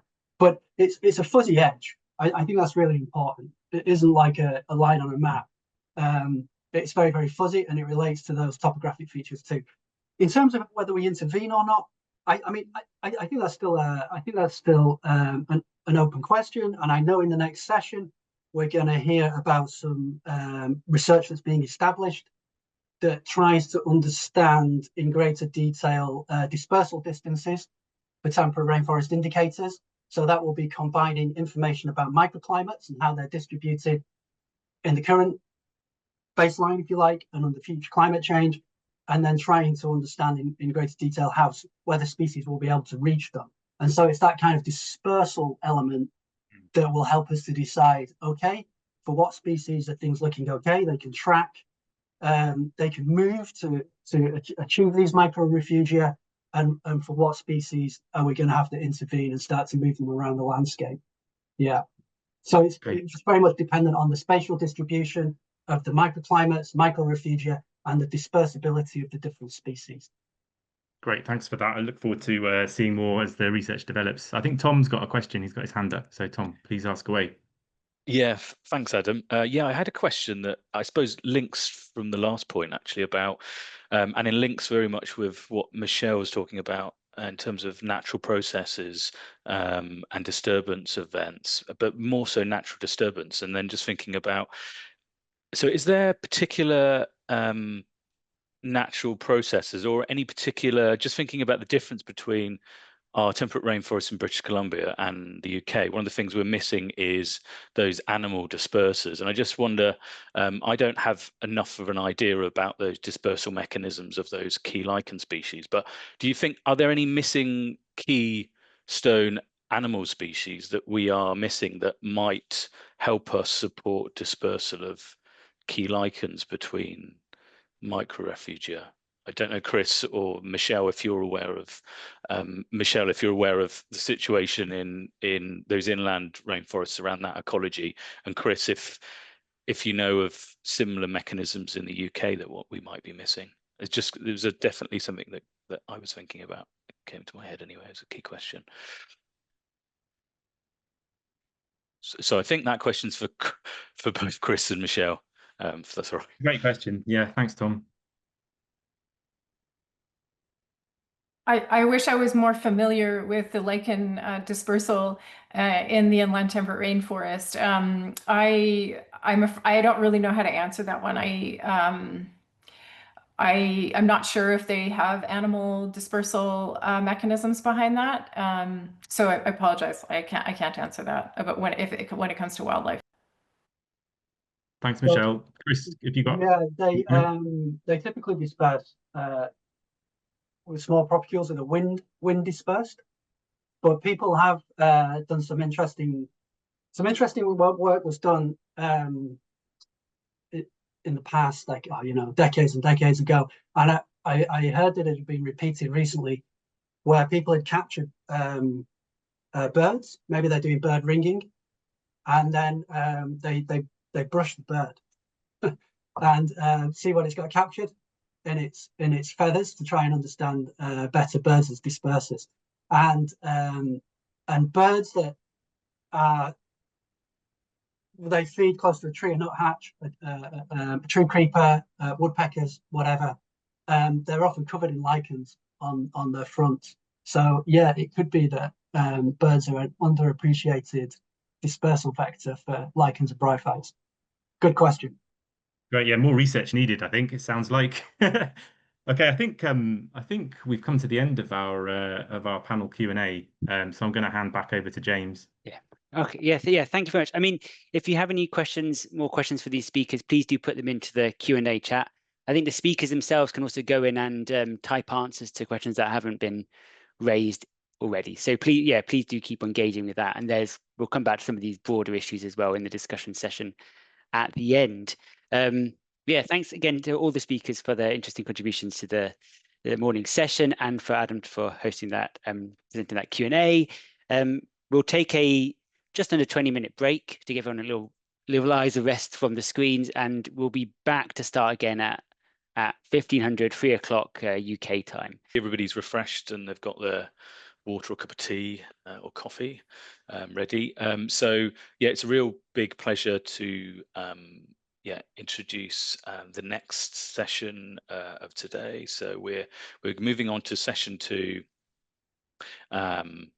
which is really focused around, so the last session was around climate and conservation of temperate rainforests. Now we're shifting the focus slightly to look at, I suppose, communication and engaging around temperate rainforests, but then also thinking then into the future about how we might research temperate rainforests as well. So we've got 3 excellent speakers lined up. So yeah, it's a real pleasure to introduce our first speaker of session 2, Guy Shrubsole. So Guy is a journalist and an author of very pertinently The Lost Rainforests of Britain, which is an excellent best-selling book, which has really helped change the narrative around this really key habitat. So I'm going to try and do my best not to muck the technology up and hand over to Guy. So if I hand over to Guy to introduce the next session. Thanks, Tom. I will just try and share my slides. Let's have a look.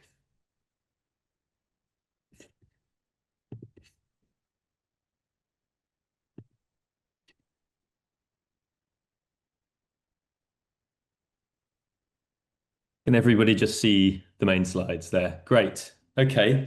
Well, thanks very much for inviting me to speak today. And my brief talk is kind of just about summarising some progress towards restoring temperate rainforests in Britain in the last few years. Although given time constraints, I've kind of mainly focused in on progress in England with particularly, as you'll see, a bit of a southwest bias as well. So apologies for that. But yeah, hopefully we can talk about more other things that have been going on in the Q&A as well. I wanted to start with this slide and this quote from the ecologist Dominic de la Sala, who's obviously featured already in discussions today. And this is him writing in his 2011 book, Temperate and Boreal Rainforests of the World, and referring to those seeking to restore temperate rainforest in Western Europe, including in the British Isles.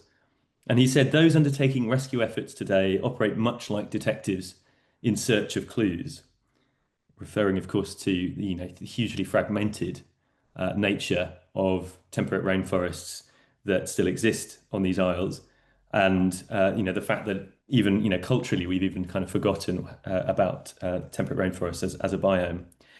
Well, I thought, well, what better detectives to invoke in such a quest than Sherlock Holmes and Dr. Watson here, lost in a Dartmoor fog, one gnarled, lonely tree standing behind them in the midst of an otherwise treeless moor. And it's with Dartmoor that I really wanted to start my rapid fire survey of recent progress in restoring temperate rainforests in Britain. A process that has obviously involved people searching for clues, piecing together fragmentary knowledge and fragments of habitat, and starting to recreate this really magnificent biome. But in talking about some of these recent efforts, I'd also like to obviously highlight some of the practical and political barriers facing these restoration projects and perhaps how we might start to overcome some of them. So let's begin with Wistman's Wood, here beautifully captured by Tom Williams in this photo. The most famous fragment of temperate rainforest in England, arguably, located just a few miles from where Sir Arthur Conan Doyle stayed when he was writing Hound of the Baskervilles. And when I wrote about the tiny extent of Wistman's Wood in my book, Lost Rainforests of Britain, and the need, in my view, to allow it to expand in size, I recounted how its owner, the Duchy of Cornwall, the estate of the heir to the throne, had started to have conversations about letting it regenerate, but that those conversations had appeared to be moving at the time at a somewhat glacial pace. Well, it turns out I was wrong. The Duchy have ended up moving commendably fast in the almost 3 years since those words appeared in print. And in July 2023, the Duchy announced their plans to allow Wistman's Wood to double in size by 2040, and that this would be through a combination of removing sheep from the new take enclosure in which Wistman's Wood is found, fitting GPS collars to the herd of cattle that are still grazing it, very much with the intention of maintaining the wood pasture characteristics that let in the light that's so important to the Parmelian community of lichens that thrive on the branches of the trees in Wistman's Wood, placing cactus guards around naturally regenerated oak saplings that can be found on its edge, and then gathering acorns to germinate saplings for assisted regeneration on the other side of the West Dart River. And here's a photo of a Moor Trees expedition that I joined to gather acorns for said project on the other side of the River Dart. And in case you're not aware of them, Moor Trees are a brilliant Devon-based charity whose aim is, as you might expect from the name, to increase the number of trees on and around Dartmoor. I could see that Jess from More Trees is on the call and possibly others as well. But the thing is that whilst the Duchy's project at Wistman's is, incredibly commendable, they also own a second temperate rainforest fragment on the High Moor, and that's Black-Tor Copse, perhaps less well known publicly, pictured here. Absolutely love visiting Black-Tor Copse, a beautiful, beautiful temperate rainforest. But here there are additional barriers preventing regeneration because Black-Tor Copse is really quite heavily marauded and grazed by sheep. And some of the oaks on the northern edge, pictured here, are less than a foot high because of constant browsing pressures. And this is particularly problematic because Black-Tor Copse grows on the edge of a common rather than being within a newtake enclosure, as is the case with Wistman's Wood. So you get all the politics of common grazing added into the mix.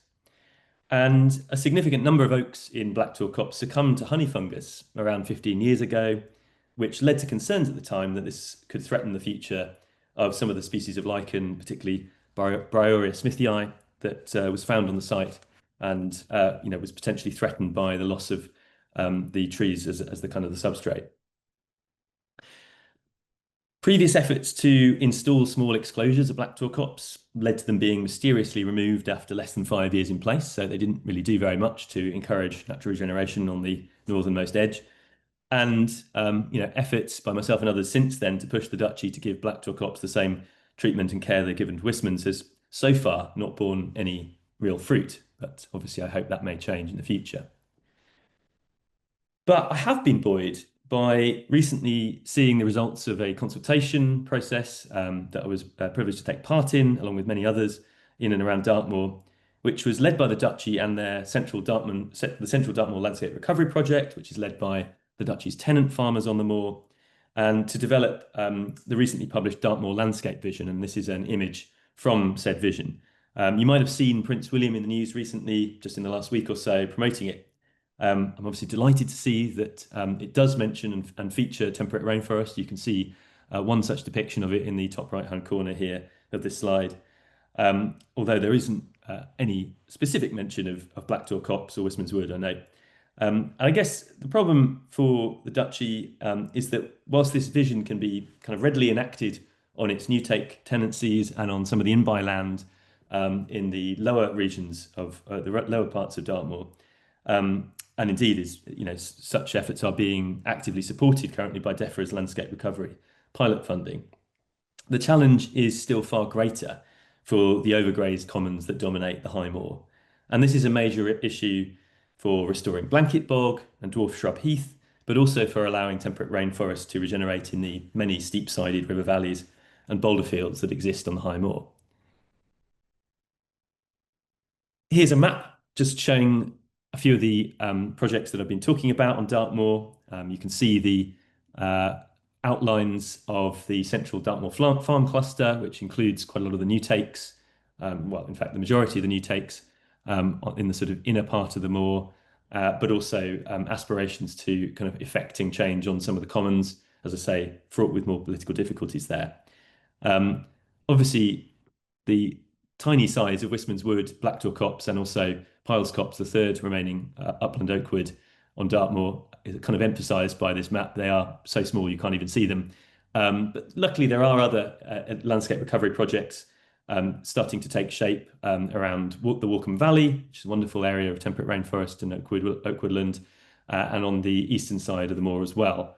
And obviously want to also draw attention to great work that's being done in and around Dartmoor by the Woodland Trust, who recently already own Orswell Woods, a plantation on an ancient woodland site that's being restored by them along the Dart. And they also recently acquired a pretty large area of Buckland Woods, neighbouring Orswell, which is an area of former Atlantic oak wood, largely coniferised in the 1950s, owned by a private owner until recently, but still containing amazing fragments of lichen-rich rainforest, and kind of really the missing link in the otherwise unbroken chain of rainforests along the lower Dart River. So it's fantastic to see that purchase taking place, and hopefully it will lead to much more work to restore that area in the future. Just to start to draw out from the southwest and from Dartmoor now, I just wanted to kind of give a mention and give a shout out to the kind of plethora of restoration projects for temperate rainforest that are now really underway across Britain. You have, of course, as everyone will have heard of here, the Wildlife Trust's amazing set of projects that they've launched with the £38 million that they've been given by Aviva to buy land and expand temperate rainforests.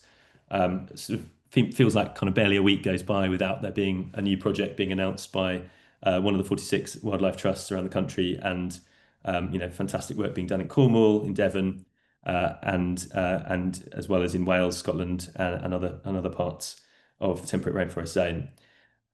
More trees I mentioned earlier, Woodland Trust I mentioned earlier, RSPB, National Trust also, of course, deserve honourable mentions for all the great work they've been doing for many, many years, decades in many cases, of protecting existing fragments of temperate rainforest and now doing particularly more work to restore them and expand them. Plant Life have continued to do work not only to educate the public on the lichens and bryophytes that characterise temperate rainforests, but also lobby for policies to better protect them. And just lastly here to say that in 2023, the 1,000 Year Trust, the first UK charity entirely dedicated to temperate rainforest restoration, was set up by Merlin Hanbury-Tenison. And I won't say much more about that now because he'll be speaking after me, other than to say that I'm very proud to be a trustee. But alongside new charities and work by existing organisations, there's new alliances being formed. The Alliance for Scotland's Rainforest, of course, already existed when I started writing, and they feature strongly in my book. And they've done huge amounts of great work drawing political attention to the rainforest in Scotland. And I think it's fair to say that since then, some of the other alliances that have been forming have really kind of tried to follow their model, follow their approach. And you now have the Alliance for Wales's Rainforests, which I'm sure Adam Thorogood and others here could speak to if that comes up in the Q&A, but also the Southwest Rainforest Alliance, which obviously Tom and Katrina's work for them on the forthcoming State of the Southwest Rainforest report is promising to be absolutely brilliant. We also have a number of new policies and new funding for restoring temperate rainforests, particularly talk about what's been going on in England here. We have this temperate rainforest strategy for England that was unveiled by the last government back in November 2023. It collected together, left much to be desired, of course, but it did collect together some of the existing policies that were being pursued by the government at the time, as well as also, I think, giving greater political recognition and salience for this incredibly important habitat. But it was also announced alongside a slew of new landscape recovery pilots that involve temperate rainforest restoration. So that's been very exciting to see, although obviously we want to see what is going on with elms after the most recent spending review, and what money will be available in future for landscape recovery. And hopefully there will be much more in the future. Alongside the rainforest strategy, when it was unveiled, there was also an announcement contained within it that the government will be providing around £750,000 in R&D funding for rainforests. And I note that this is still not entirely fully materialised, but I understand that Forest Research will soon be announcing funding for a major temperate rainforest research project, possibly even in Fiona's presentation later in the session. So I hope I haven't scooped her in talking about that. But I'm very excited that something may be coming in that regard very soon. I just wanted to highlight a couple more areas where I think there are real challenges for policy and for support for temperate rainforests going forward. In particular, whilst it was very welcome that when the English Woodland Creation Offer was launched a few years ago, there was contained within it an option for landowners and farmers to apply for funding for natural regeneration, natural colonisation and regeneration of trees. So going beyond just simply relying on tree planting to spread woodlands and spread trees around the landscape. But I've been very disappointed to see the way in which actually this has ended up being split out in terms of applications to it for actually supporting natural regeneration. 95% of the UK fund has gone to tree planting and just 5% to support natural regeneration. So, what's the right percentage split? I'm not sure, but I don't think it's as should be as skewed as that. And I think far more clearly needs to be done to both free up perhaps some of the rules that are contained within the UK pot, but also to do more to educate landowners and and land managers on what the grant that exists and why it's such a great option to be taking up in the future.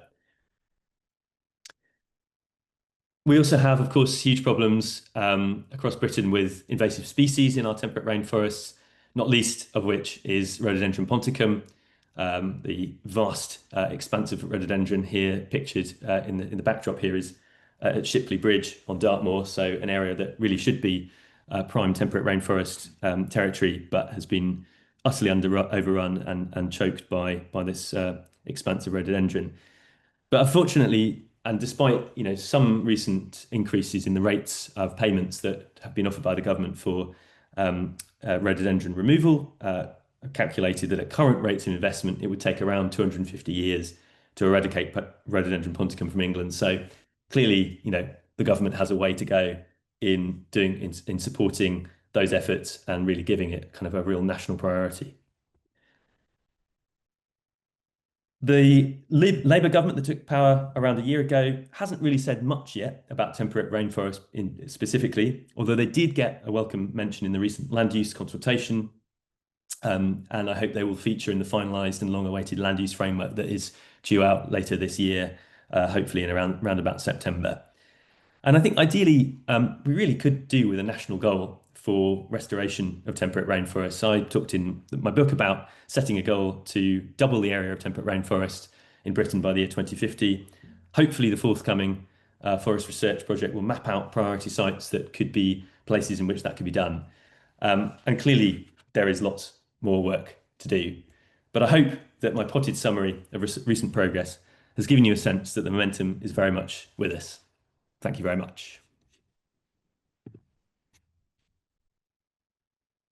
Thank you very much, Guy, for that excellent talk. Yeah, and that really nice update on where things lie since the publication of your excellent book and giving us a bit of a I suppose plotting a future for the challenges that still remain ahead. So yeah, thank you very much. And now it's a real pleasure. So I'm hoping that Merlin is on the call. Merlin Hanbury-Tenison from the 1,000 Year Trust. We might have to go. I can't see him at the moment, Tom. No, so in that case, maybe it's worth Fiona, are you happy to talk if we perhaps hand over to the so it's again my real pleasure to introduce Fiona Plenderleaf. So Fiona is a researcher at Forest Research, and she's going to talk to us about potentially some said project that Guy mentioned. So yeah, I'll hand over to Fiona to talk. Thanks, Tom. And thank you for giving us the opportunity to introduce our newly funded project entitled Mapping, Assessing. So I just noticed Merlin has just joined us, so we could. I don't mind. I think Merlin was quite under time pressure, so we might. Is it okay to? Yeah, that's absolutely fine. I think that's right. Is that right, Merlin? I'm so sorry that I'm so late. I had to do a child pickup at 3 o'clock, and it just took a bit longer than it should have done. I'm so sorry if someone has stepped in to support and then I've just bumped them. I certainly didn't mean to do that. But yeah, I have literally picked up a child, driven down the Cornish lanes at the fastest speed that galloping horses could drive at, and now I'm here.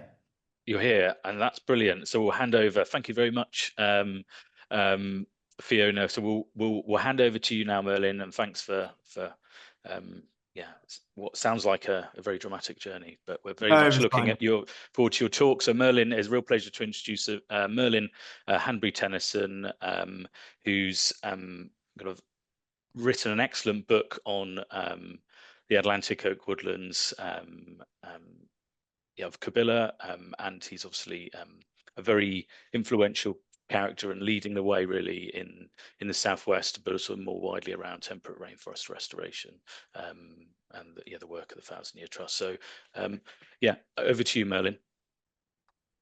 Thanks, Tom. How's this working? If you could please share your screen. So I share them from my laptop. Yes, please. Yes. Merlin, so I wasn't sure because I had sent them over. I will do that.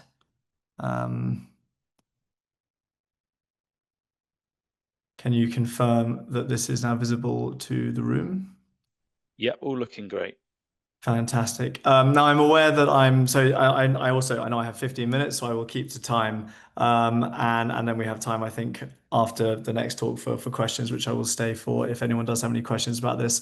I know that on this group there are people who are familiar with the work of the Thousand Year Trust and who've met me and been here to the Thousand Year Trust office at Kabila, and who I spoke to in this back in September about this. And then I'm sure there will be some people in this forum who for whom this is new. So I hope I don't cover too much ground for people who are already familiar with the charity, but I also hope that I cover enough for anyone who is new to the work of the Thousand Year Trust. So we set the Thousand Year Trust up in 3 years ago. The charity was set up, and our mission is there on the screen before you. I won't read it out.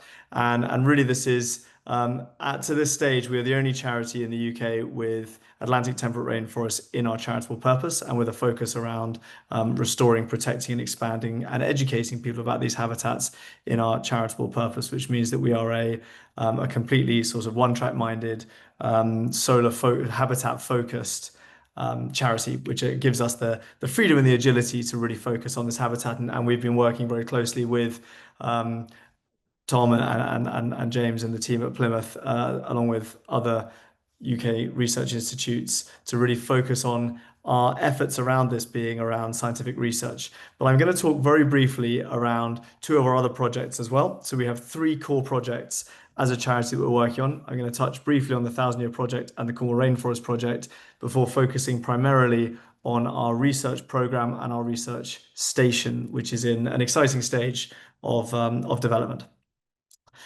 So, as I mentioned, our sort of headquarters as a charity is in the Kabila Valley, which you can see here circled in red on the left-hand side, and then in sort of a satellite view on the right-hand side.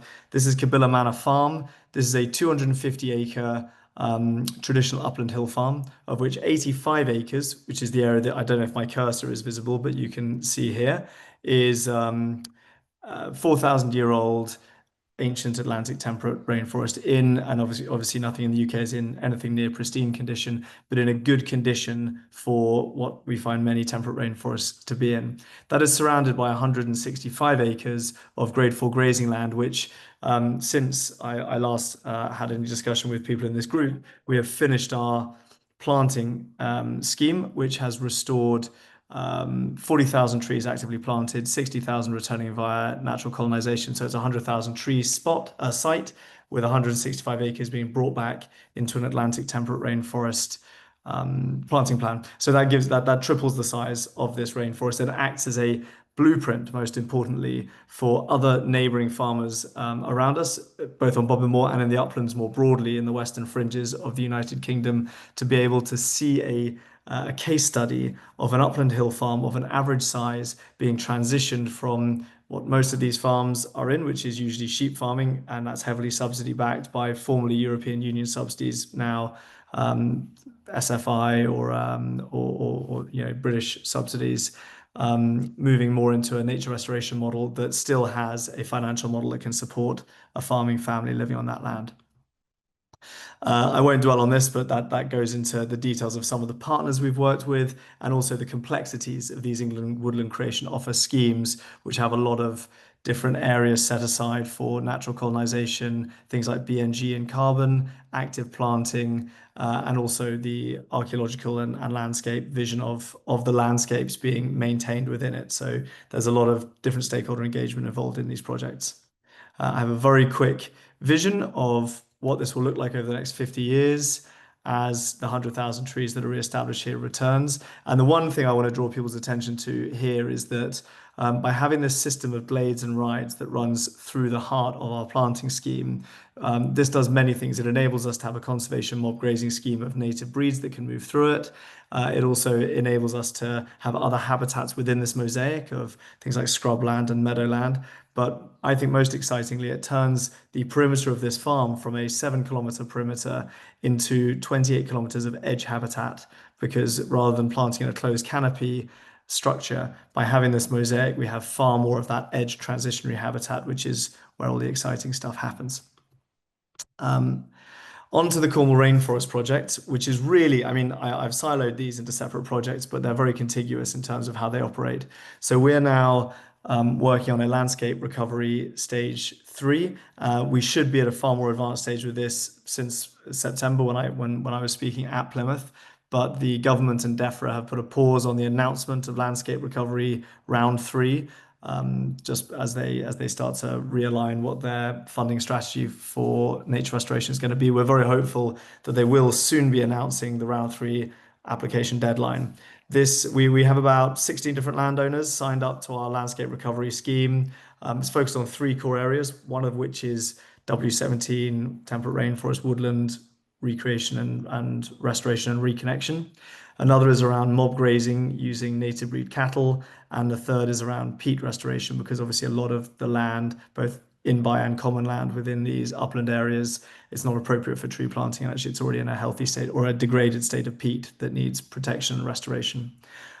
We have a little bit more than this now. We have about 6,500 to 7,000 acres, which is sort of closer to 3,000 hectares of land pledged to this scheme. And we're aiming, by the time we get to that application deadline, to have a contiguous landscape within the map that you see in front of you, which is the national landscape of Bodmin Moor.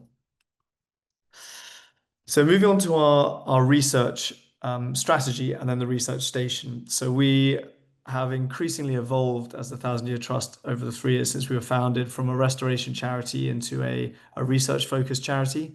We work with a number of different universities, most closely with the Sustainable Earth Institute at Plymouth, and also with the Centre for Ecology and Conservation and the Business School, both at Exeter. We also partner with projects from Loughborough, Zurich, the Eden Project, Falmouth, and Durham, and another number of other universities. So last year we did 20 MSc dissertations and 6 PhDs were working within the Kibilla Valley. This year we're hoping to increase that, ideally to double, to have 40 MScs and 12 PhDs working within that valley. Working with a lot of, as you can see, but a lot of partners as well. But the real focus around this, which is where I want to focus my remaining 6 minutes, is around the build of this research station, which some of you, hopefully all, will have seen some of the information we've been pushing out about this over the last few months, especially as we've had our crowdfunder running, which has been hugely successful, and that's been match funded twice over. So that's given us a really strong pot of money to work with. And I had a call with our architects yesterday about when we're breaking ground on this project, and that will be imminently, which is very exciting. And the focus that we've really had is around the idea that if you're a young conservation scientist or a restoration researcher and you're focusing your career on rainforest restoration, then it's almost certain that you're going to be doing that in tropical rainforest restoration or research. And that's because not only is there a lot more tropical rainforest in the world, but there are lots of research opportunities. There are hundreds of universities with dedicated courses, dozens of research institutes that provide funding, but also, I think most germanely, dozens of field stations where people can stay in the Congo or the Amazon or Costa Rica or Borneo to go and join multi-year, multidisciplinary research programs, contribute to peer-reviewed papers from a very early stage in their careers, be mentored by experienced professors and PIs, and be able to shift government policy and societal opinion about tropical rainforests. And that is why everybody learns from a very young age at school about how important tropical rainforests are as the lungs of the planet. There is still a lack of knowledge and awareness of Atlantic temperate rainforests, even within a British population. And one of the ways to increase that knowledge is through enabling multi-year research to happen within temperate rainforest environments. We are building here in the Kibilla Valley Europe's first Atlantic temperate rainforest research field station, a site which will be dedicated to bringing academics, researchers, PIs, volunteers, even, dare I say, politicians, into an Atlantic temperate rainforest to be able to conduct this research. We've secured a significant amount of funding so far to begin the project. My aim, that I slightly shocked our architects by saying yesterday, was that this will be finished, will be ribbon cutting by this time next year. They are coming back to me with a revised timeline, and I look forward to finding out exactly what that will look like. But we will be breaking ground on that project very soon now that we've secured the funding that we've got through our crowdfunder and the match funding on top of that.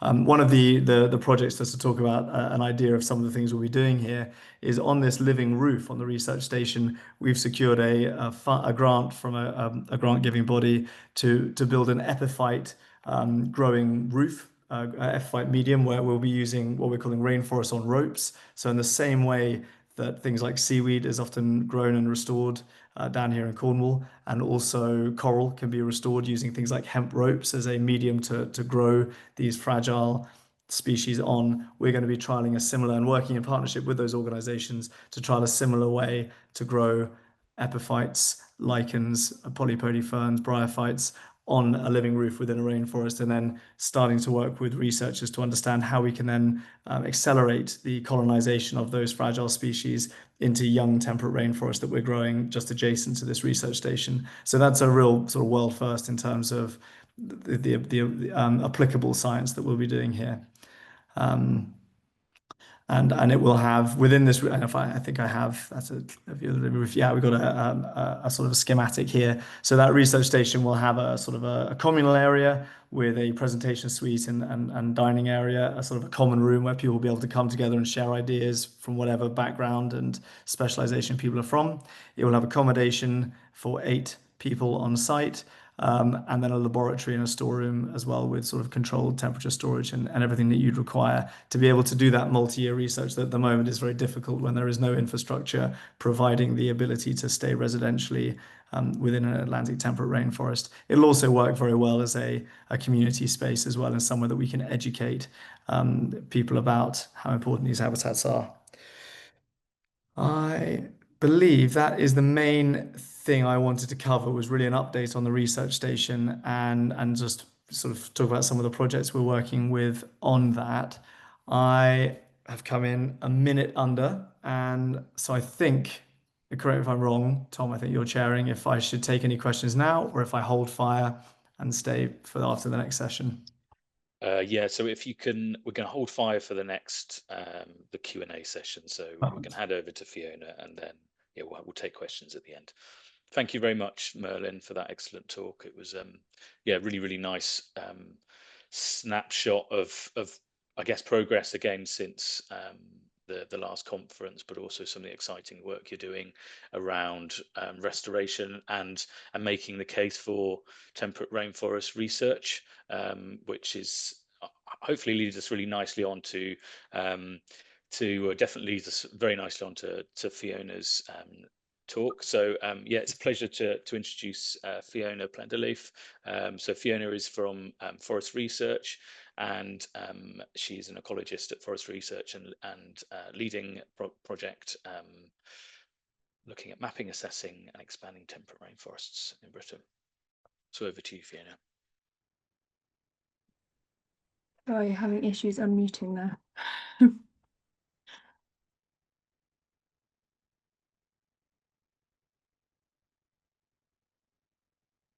Hi, so hopefully everyone can hear and see my slides.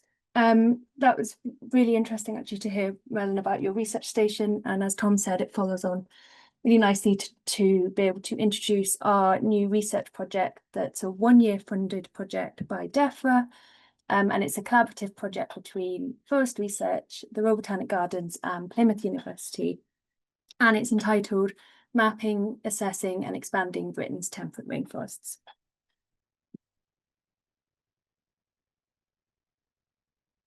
So as we all know in this group, that TRFs are a unique habitat, and they're facing a lot of different threats.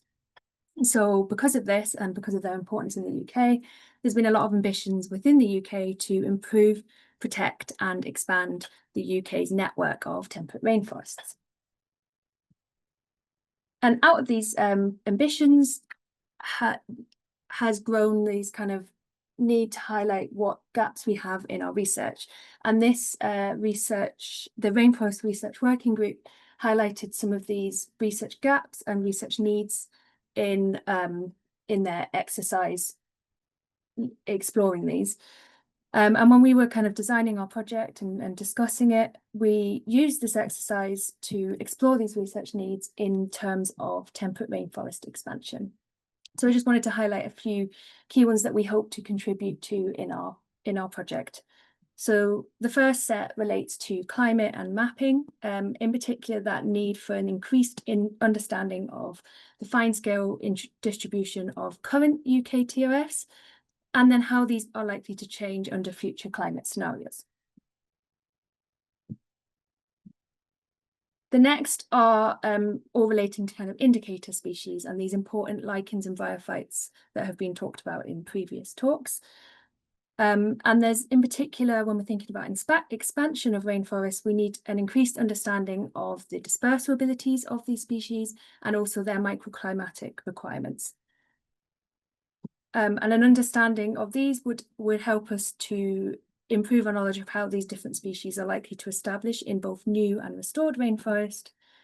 And as we build an understanding up for different species, we can contribute to our understanding of how community structure changes in these newly established rainforests so that it can match established ancient rainforests.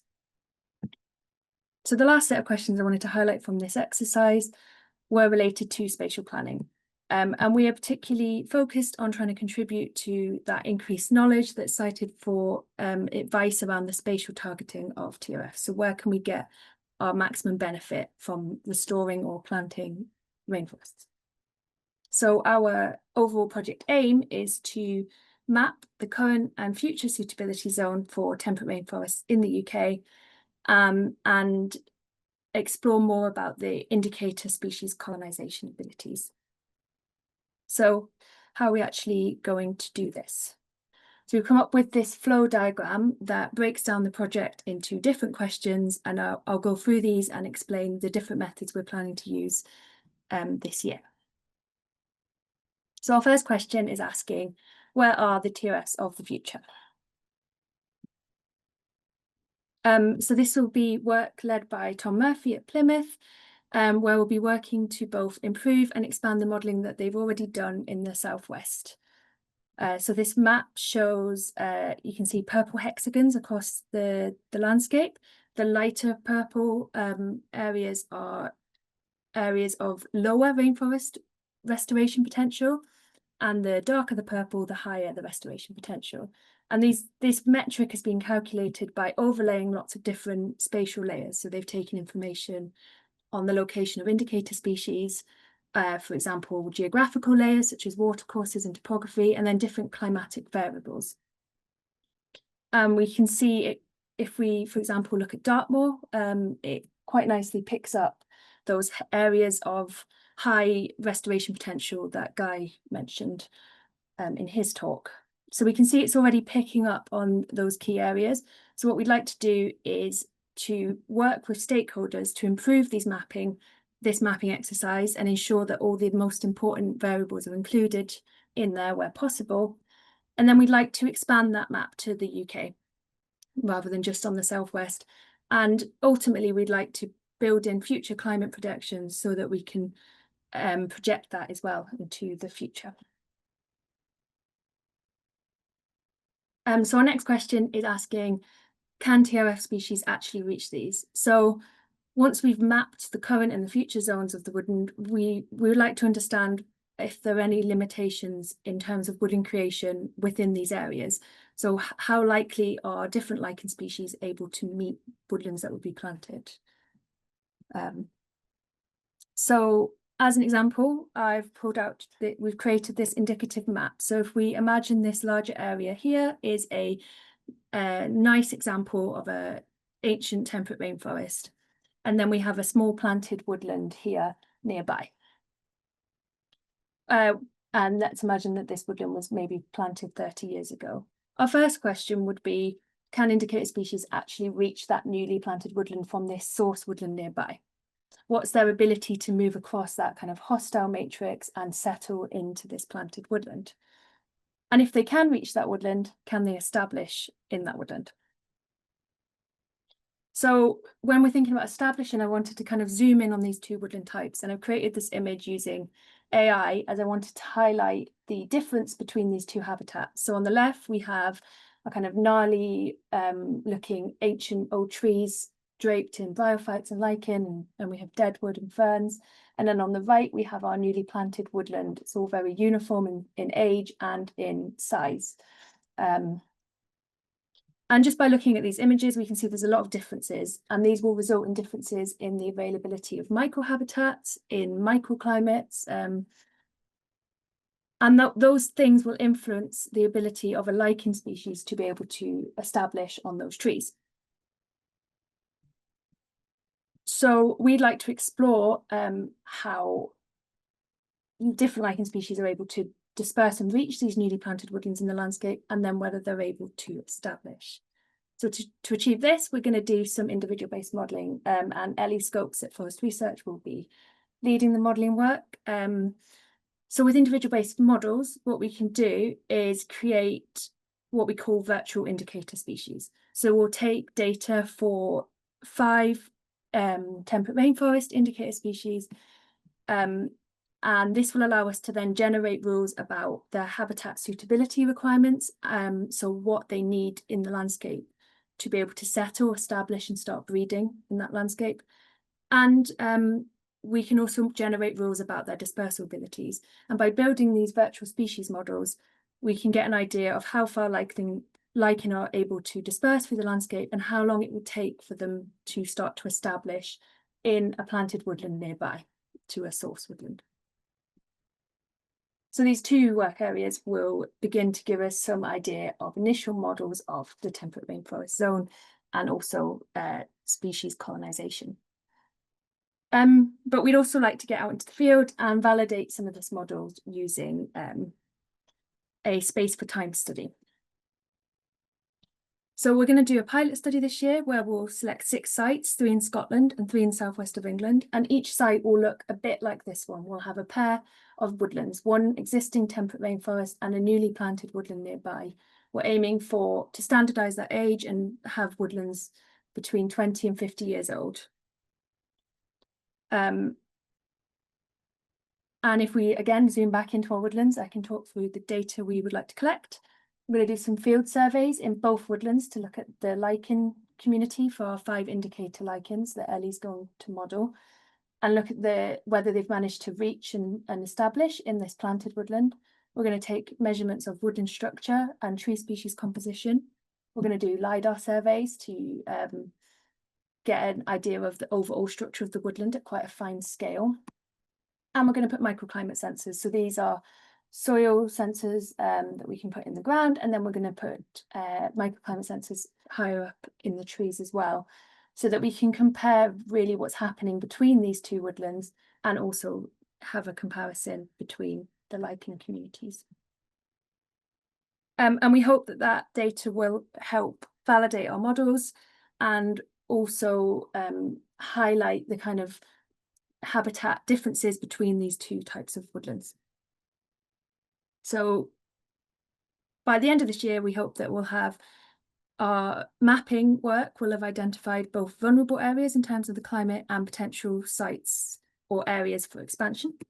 We hope that our lichen dispersal and habitat suitability modelling can guide spatial prioritisation for effective rainforest establishment within those areas. And we hope that our field studies will help to highlight habitat constraints in newly planted woodlands, and that this might help to support improved management strategies for those planted woodlands that are intended to become rainforests. So I just wanted to finish with a bit of a research vision that we have for this project going forward, if more funding was available. This is an example, like I showed, of our pilot site, and we'd really like to expand that to a much larger scale space for time study. So we'd like to extend our study area to the temperate rainforest zone. We would like to start to think about dispersal in these different types of woodlands. So in this kind of mock landscape here, we have 2 rainforests and a few different planted woodlands. These planted woodlands all vary in their age potentially. So let's imagine we could have one that's only 10 years old and one that was planted 70 years ago. They all vary in the distance between them and the source woodland. So we'd like to ask, using this space for time approach, if we can build up a picture of how long it takes these communities and microhabitats and microclimates to develop in these planted woodlands. So kind of really unpicking that question about, can you plant a rainforest? And what management might be able to promote those requirements.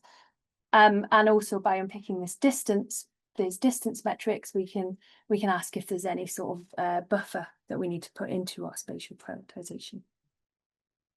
So we'd hope that we would be able to expand that space for time study. We could use that to refine our models and feed them back into our previous modelling. And our ultimate aim is to really enhance TRF targeting and condition assessment and advice for woodland expansion. And just to highlight, we've got this has been present throughout my flowchart, this stakeholder engagement and knowledge exchange. We really want this project to we really want to work along with stakeholders on this project to make sure that we're consistently using the right data and that our results can feed back into guidance and management guidance. So with that, I'd like to thank the project team. We're quite a big team who have helped pull all these ideas together, and we're really starting to get things going now. And we are in the process of looking at field sites. So if anyone has any potential field sites, do send me an email. Thanks to our funders at DEFRA, and thanks for listening. I'll stop. Thank you very much, Fiona, for that excellent talk. It was yeah, really exciting to see that presented. So yeah, that's really, really exciting work for the future. So we are perfectly in time. We've actually got a little bit ahead of time, which is really, really nice. So me and James now are going to be chairing a Q&A for speakers of that session. So I've just been going through so yeah, if all speakers could please who can stay for the session, if they could just open their video. Brilliant. Yeah. And then I've just been going through the Q&A for questions and collating some, so we'll get on to some of them now. So we've got a great question here from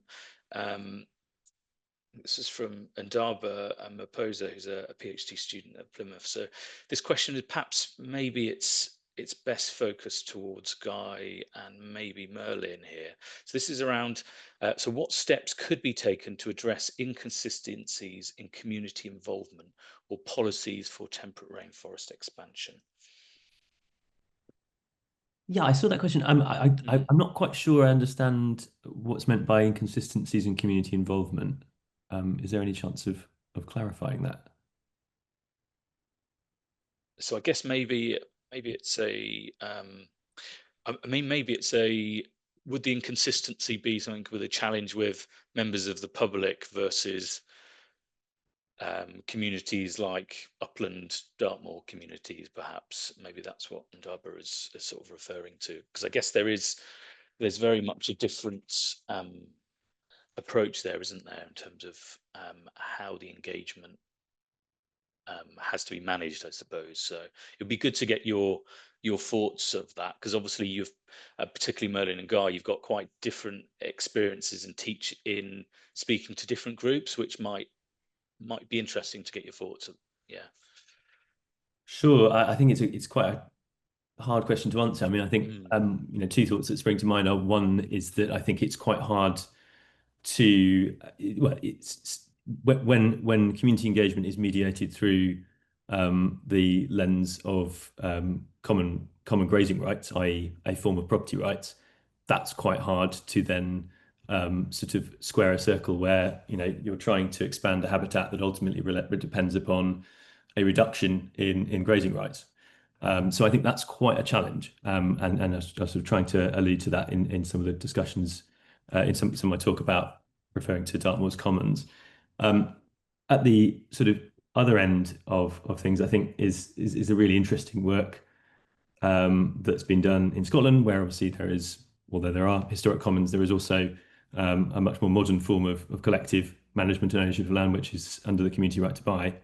And you know, there you have a different approach, which I might argue is actually a more democratic one than the kind of modern system that we've been left with in terms of commons, because actually it's not one that's based on purely on sort of historic and perhaps slightly oddly incorrectly registered numbers of livestock that you can register, that you can graze, sorry, on a common, but it is based on simply, are you a member of the local electorate and a member of the local community, and you have a say in how that community group that owns land is run and managed.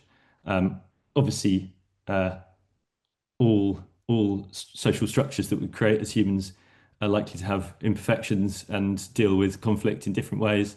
But I do think there are, I think there's some very interesting questions, obviously, about how one restores nature on commons, and I've certainly encountered that around Dartmoor a lot of late. Thank you, Guy. Merlin, do you have any thoughts? I do. Thanks, Tom, and thanks, Guy, as well.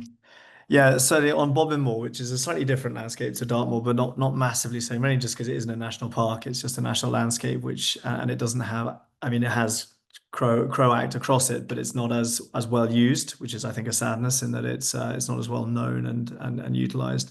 But what I see, so if we look at the two different areas that you identified, Tom, one being the sort of uplands landowners and commoners, and the other being the general public and society as a whole. I think from the uplands landowners and commoners, there are really kind of three stakeholders, which is the landowner, the active grazier, and the non-active grazier. And this is where it begins to become quite a complex melting pot quite quickly. I am not aware of many landowners who would be averse to it. The landowner will do what is beneficial financially to them. They often landowners don't even have grazing rights on some of these commons, so they are simply holding the land. Whereas there is then this pool of graziers and non-graziers. The graziers tend to want to do whatever might be financially sensible to them, and so that's where we can bounce this right back to DEFRA and say, actually, if you're going to reduce the sustainable farming incentive, if you're going to pause the landscape recovery schemes, if you're going to pause funds for nature recovery, then of course the what I'm seeing around us from the grazing commoners is they just go, well, all these schemes are being paused, so we'll just pour as much livestock onto the commons as we can, because that's the last recourse that we have for being able to try and create a financial model for our farms.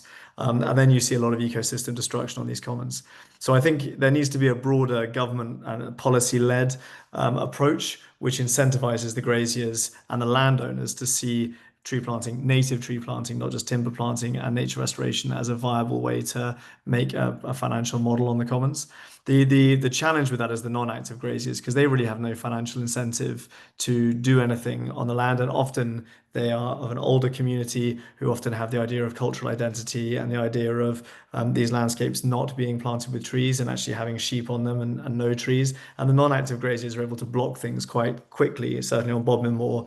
And it's quite difficult because you can't incentivize them with a new subsidy or grant that promotes tree planting, because they won't benefit from it. They have a right of veto, but actually there's no upside. So those are really challenging issues, and I believe it's the same on Dartmoor and also on Exmoor, which I know has a different common setup, but it's really challenging there. When it comes to the broader general public approach, I always direct people to people like the Wildlife Trust, the Woodland Trust, and the National Trust, big charities that are able to not only educate, but also facilitate volunteering schemes that are across different jurisdictions. Because one of the challenges that we have is different areas have really good volunteer uptake and educational uptake, and some areas have very little. And I think the more people we direct to, especially those, and the RSPB, those kind of four big ENGOs, the more ability there is to have nationally led volunteering programs for the restoration of temperate rainforests and the management of these spaces. Brilliant. Thank you very much for that answer. So I guess I've got another question here that maybe picks up on some of that. I'm not sure if it might have been answered in the chat. So this is from Adam Thorogood from Plant Life. So I guess this is, alluding to that, the financial mechanism for landowners, and how that balances with woodland creation for temperate rainforest specifically. So there's a question about, is there a conflict between, planting for trees for carbon and actually planting schemes for a resilient temperate rainforest and a effective temperate rainforest. So maybe it'd be good to get all the speakers' thoughts on this. Yeah.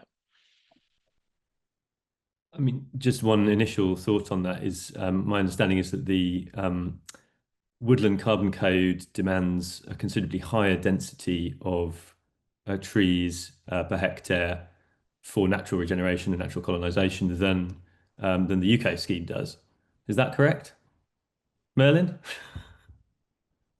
I'm literally in the weeds of this at the moment, so that's why I wanted to respond. So, so you're absolutely right in some sense. So the UCO, and I know there are forest research and maybe forestry commission people here, so please correct me if I get this wrong. But I'm like, my head is exploding because of UCO and Woodland Carbon Code and all of the stuff we're trying to do at the moment. So under the UCO, you can have a rather flexible approach. So you can go down to I think 1,100 trees per hectare, or up to 1,600 trees per hectare. Whereas for us, the Woodland Carbon Code has specified 1,600 trees per hectare. So we came in at 1,600 trees per hectare for our UCO. So luckily our UCO and our Woodland Carbon Code align in terms of the number of trees you have to have for your carbon scheme to get your PIUs, your promissory issuance units for your carbon accredited and validated, along with the amount that we have to plant and maintain. Now you have there's clearly an element of thinning when it comes to temperate rainforest restoration, because you're not going to get a temperate rainforest with 1,600 trees per hectare.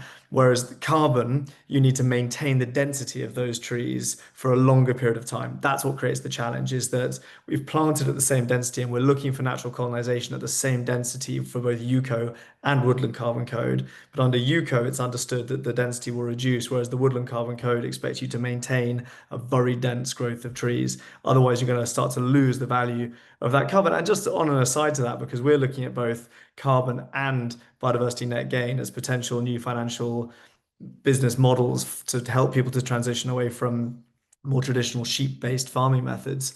These are such embryonic markets at the moment. Everyone gets very excited about them. Everyone talks about them, both on the supplier side and the demand side. We're now at the point where we've got to the place of validating and accrediting all of these, both BNG units and carbon units. No one's buying any of these units at the moment, and no one, especially when the government 2 weeks ago said it's going to exempt small sites from BNG, suddenly the whole market collapses. And all of the developers go, well, we're not going to ever buy any BNG. And there's a lot of upfront costs to landowners and organizations to register your BNG and carbon. So I think the jury is still out on a lot of this. And I think it's really high risk for land. I'm not encouraging anybody to get down the carbon and BNG route at the moment, because I see them as quite high risk for people to stick their neck out. And there's a lot of upfront costs. Thank you very much for your thoughts on that. Yeah, I guess it's something that is, like you say, rapidly evolving, isn't it? In terms of, and it's important that we unpick some of that for making something that's workable for landowners going into the future. So I've got a question here. I've got a couple of questions here for Fiona, actually. So I've got a question on lichens. So we've got is forest research planning to carry out research into active lichen translocations, and how can this best be carried out for different lichen species? Hi. As far as I know, we don't have any projects in forest research on lichen translocations, but that might be something Chris Ellis is working on. I think we definitely put a bid in for something on it. So I can't really speak to that. Thanks, Fiona. Chris, do you have any updates? Yeah, so we have some projects on lichen translocations, and I mean the key. So they're really about trying to optimize the success rates, obviously, because if you're carrying out lichen translocations, then inevitably there's a donor site from which you collect material, and then a receptor site. So there's always a cost to doing this, unless you can grow them on ropes, in which case you avoid the you avoid that impact perhaps on the donor site. So yeah, so we've had projects to understand how you optimize translocation success rates. People often think about lichens as having three different growth forms. There's the sort of bushy ones, and then there's the leafy ones, and then there are crustose ones that actually, when they're growing, they're penetrating into the bark or the rock or whatever they're growing on. So for the bushy ones and the leafy ones, there's lots of research on how one might go about doing that. The crustose ones are much more difficult. So if you're trying to translocate some of the threatened crustose lichens, then people have done that by taking bark samples and trying to graft the bark onto another tree, maybe an ash tree that's dead and it's falling over and it's got a rare and threatened lichen on it. So you're trying to graft that onto a new tree, and that's very difficult, and it's got mixed success. So we have a project with Plant Life that is funded by Natural England, where what we're going to try and do is, for the threatened species, culture the alga that lives in the lichen, and then introduce that alga to the fungal spores, almost like a sort of dating service between the algal partner and the fungal partner, and then see whether we can use that to translocate the crustose lichens. So probably more lichen biology than people wanted there, but that's the No, it's great to get the detail. Thanks, Chris. That's excellent. So I've got another question whilst we're on lichens. So what have we got here? Actually, should be going towards mycorrhizal fungi. So this is just a There's one in the Q&A. There's one in the Q&A for Fiona, which is also linked into the lichens, which might be. Is that something that might be something to address now? So talking about which areas in the southwest are your research modelling going to take place in, and it's just, I think basically just thinking about the people involved in terms of who's looking at lichens. I think you've kind of answered that already, but just maybe to highlight that so we can address that question from Caroline. Thanks, Caroline. Yeah, so Ellie I think Ellie's actually here, but Ellie's still picking pilot sites for her modelling work. And then in terms of the species, we have a draft list which we are finalising, which I can paste into the chat so I don't have to butcher all the names. One of them is Liberia pulmonaria, which probably won't surprise many people. Yeah, so if Ellie has any updates on location, she can also paste that to the chat as well. Thank you. So I'll hand over to Tom. Yeah, no, cheers for that, James. So we've got another thought here from Jess around establishment and deer fencing and a lack of access to funding. So, in terms of much natural regen could be happening if landowners could actually access funding for natural regen rather than simply planting. So any insights whether this will change or not? And if not, why not? Is there not an impetus for this? So basically, yeah, can we get access to deer fencing and actually being able to fund that? So it'd be good to get maybe Merlin. We talked about the different priorities between the UCO and some of the other funding mechanisms in terms of actual practicalities like deer fences. Is that something that's covered in those grants? Yeah, we don't have a fencing grant under our UCO, but I do believe that you can get fencing grants. I do believe that fencing is often seen as a solution, but is a very short term, because most fencing doesn't last as long as it did historically now. Deer, we are an old deer farm. For anyone who's been here to visit Cabilly, you'll know there was all 1.30 miles worth of deer fencing across the farm, and yet there are deer everywhere. They will go over, under, and through deer fencing, and of course you've also got the additional challenge of rabbits, squirrels, and field voles, which because often I believe if you do get a proper fencing grant, then that perhaps comes out of your ability to put proper tree guards around the trees. So if you look at it as one or the other, and we would all much rather not have tree guards around all the trees we're planting, but there are many things that damage the young trees, not only deer. But yeah, you're right. I think there is a deer fencing grant available. We haven't managed to get it. I would very much have liked to have got it, but fencing is always only a temporary issue, and actually active deer management is far preferable. Thanks, Merlin. Guy. I'd just add, everyone needs to ask the government where their long overdue deer strategy has got to, because it was started several years ago under the last administration.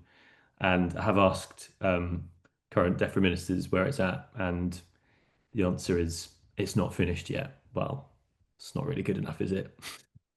So please do berate MPs, ministers, and so on, and let's find out where it's got to, because obviously, yeah, a more comprehensive strategy for combination of culling and reintroduction of native predators would be very welcome.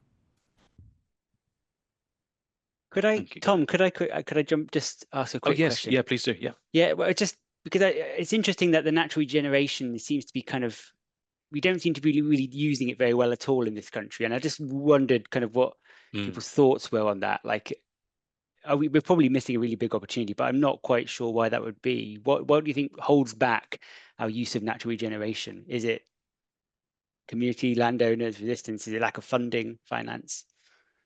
Or just the perception of letting go of nature? Is that, I don't know if anyone had any thoughts on that. No. Fiona, do you? I don't know if you ever think. I've got. Oh. Yeah. Oh, Guy. Go for it, Fiona. Yeah, I was going to say, I think it's probably a mixture of a few things. I think Kevin already actually posted a paper that he's just published looking at perceptions of these different terms in the chat. And one of the things is, I think, is this kind of idea of letting your land go wild. But I'm not a social scientist, I'm not going to go into that. And I think it's potentially considered to be perceived to be a slower process. And then I'd assume there's funding constraints, but Merlin or Guy probably knows more about that than me. But I think there's often better funding for planting, or at least historically was. I mean, I feel I can't append a peer-reviewed journal article to anything I'm about to say, so I will certainly go and read all the links that Kevin's been sending around with great interest after this conference. But yeah, I mean, I think there's clearly quite deep-seated antipathy in this country to scrub, and you see that from everything from scrub being associated with failure by farmers. I think that probably goes back at least as far as sort of long agricultural depression of the late 19th and early 20th centuries, in the sense of it's seen as, the encroachment of scrub and bracken is seen as failure and a sign of poverty and depression. I think it's worked its way into the way in which developers and planners like to try and portray scrub as being utterly worthless and aesthetically messy, like a nice tidy landscape instead. Sort of modern obsession with tidiness. I think it's part of, I'm afraid, a form of a tradition within forestry within Britain, which did sort of denigrate natural regeneration, and particularly in the southwest, where you got lots of quite quote unquote useless scrubby oaks that would grow up and would be all gnarled and useless for timber. Obviously not useless at all for nature and for carbon and so on. But I think that sort of combination of stuff, it still crops up, and you get housing ministers, for example, talking about valueless scrubland, and that percolates down, I think, into people's resistance to having trees naturally regenerate and to have that first flush of blackthorn and hawthorn and so on. Thank you. Yeah, that makes sense. Yeah, I just having another thought as well about, because I think one of the themes that I think, just talking about deer fences, is people's access to these sites. So one of the things that I think has come through recently is, particularly in a UK context for temperate rainforest, is actually, given we've got such little of it left, how do we balance the need to conserve and manage these woodlands with our need really to make these places accessible for people to recover from them. So again, that's something that is obviously a real particular thing in the UK. So it'd just be interesting to get your thoughts on how we might start to do that. And obviously that's a very difficult difficult question, but it would be still interesting to get your thoughts here, because for me that's one of the real challenges for conserving these and restoring these habitats, is how we balance those two sometimes competing pressures or factors.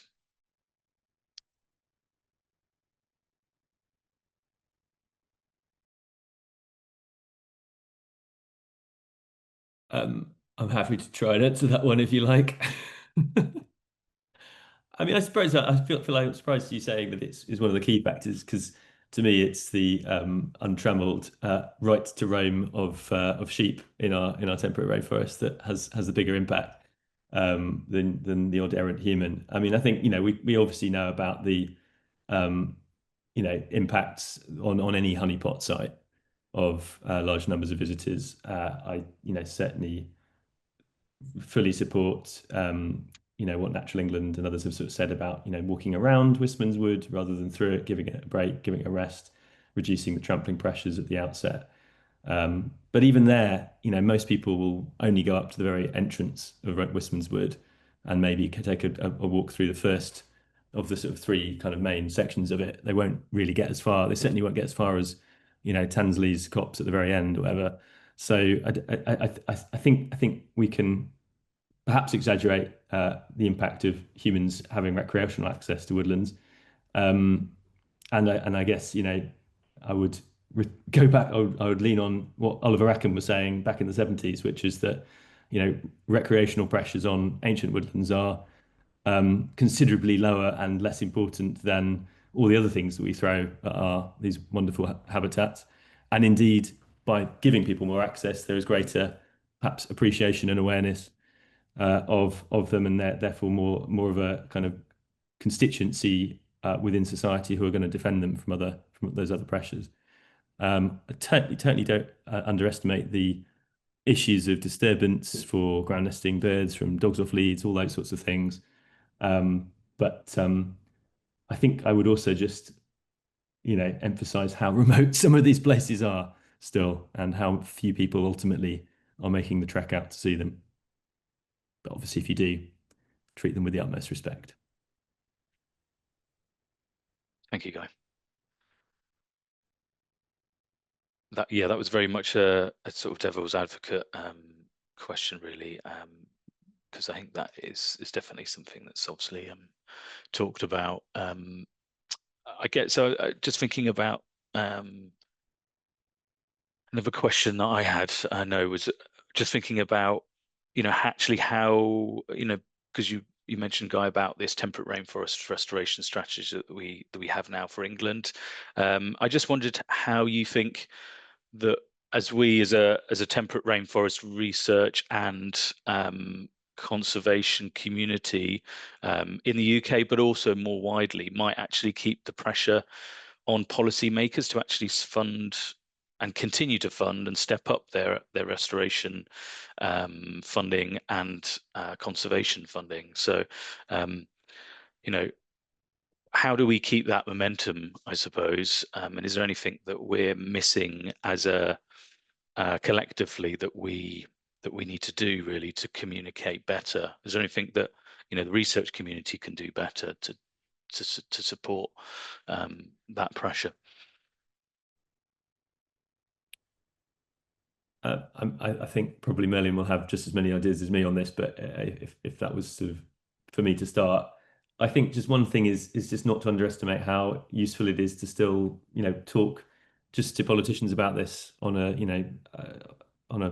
regular basis, and to get MPs out into nature and get them visiting sites. And I know that many, if not all, of the organisations that are on this call, from Woodland Trust and National Trust to the Wildlife Trusts, will be doing this a lot. That you will be reaching out and making sure there's political recognition for this habitat. But I do think that I think we do have collectively a job of work to do to educate the many new MPs that joined us at the general election last year, because a lot of the MPs who got taken out on site visits before 2024 are no longer in office. They're not in Parliament anymore. So there's lots of Lib Dem and Labour MPs, as well as Conservative and Reform and so on, and Green MPs to be reaching out to and getting them engaged in this. So yeah.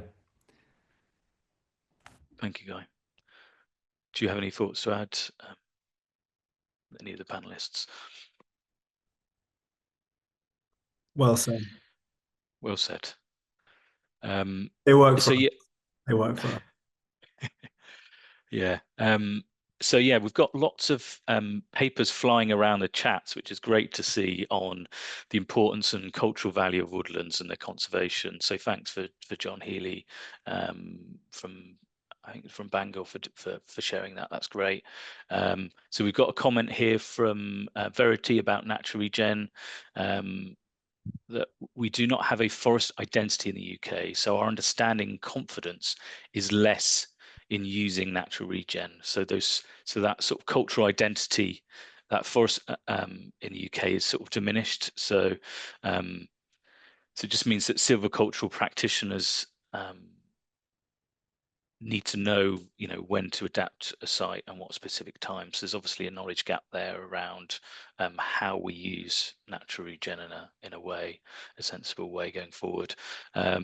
So yeah, it seems like we've got another great comment from Adam, which is, we'll pick this up in a minute, so maybe we'll hold that thought around thinking globally, acting locally. So how do we actually communicate and collaborate and share best practice across the rainforest nations? So whether that's Southwest, we'll call the Southwest England a nation, but the different temperate rainforests of the regions of Britain, Ireland, but also thinking more globally, how do we share best practice and actually amplify our voice? So that probably, James, are you okay to, I think have it's a good. Have we got all the good way to questions? Yeah, I think that's probably a good segment into the next session, which is really a discussion point on that, just to thinking about how we actually might start to, I suppose, collectively think about this habitat in a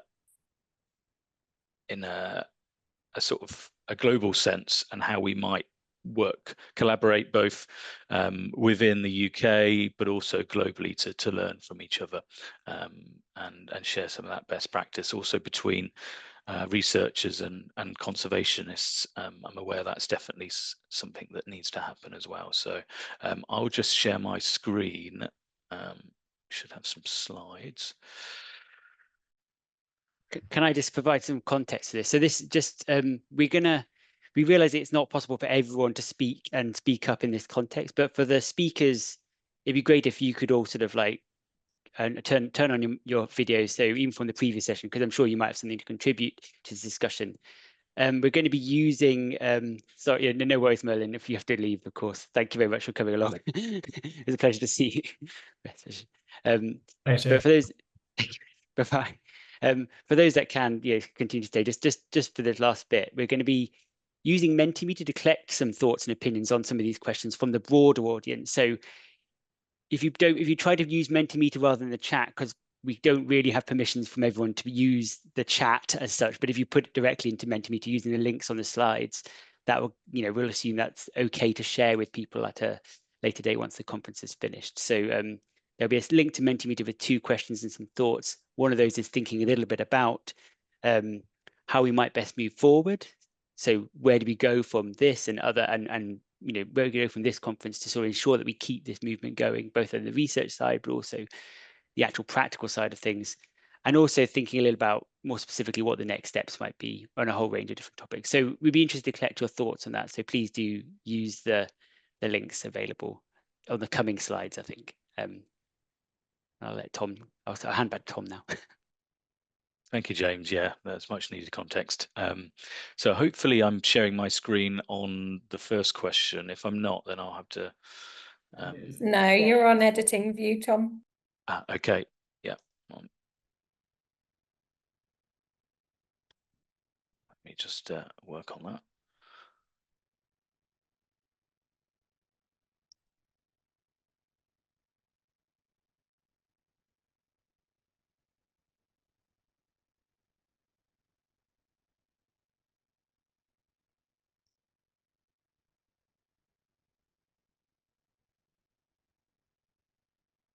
Okay, so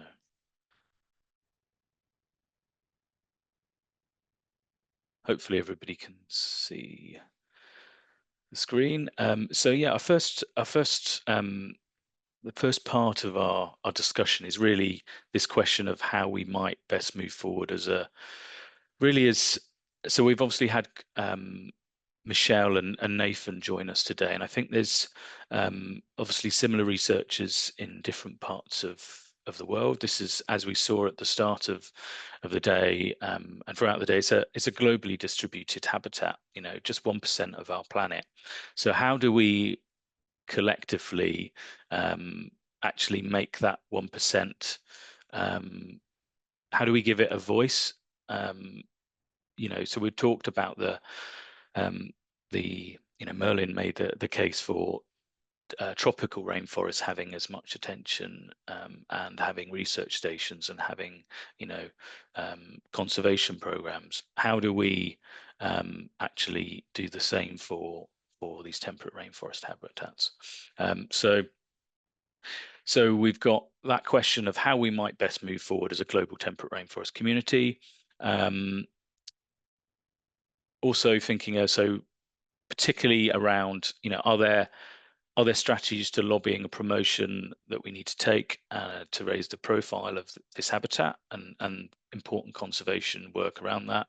And then secondly, how do we and how can we best share practices for management and restoration? So I was very much struck by Michelle's talk in terms of what we can learn from examples in North America or other parts of these habitats, and vice versa in terms of approaches that have been taken in the UK. So I think there's a real opportunity here for us to actually learn quite a bit from each other. So yeah, it'd be really great if audience members could, as James said, please just to follow the mentee, put in their thoughts throughout the discussion that they have into that mentee, but also for panelists, it would be nice to get your thoughts, really. So I suppose it's maybe it's a bit of a grand question, but maybe if we started on raising profiles internationally, I mean, it'd be nice. I mean, if anybody's got any suggestions for how we might do that, has anybody heard of any global scale initiatives that we could take to really raise the profile of this habitat? And if not, I suppose, why not?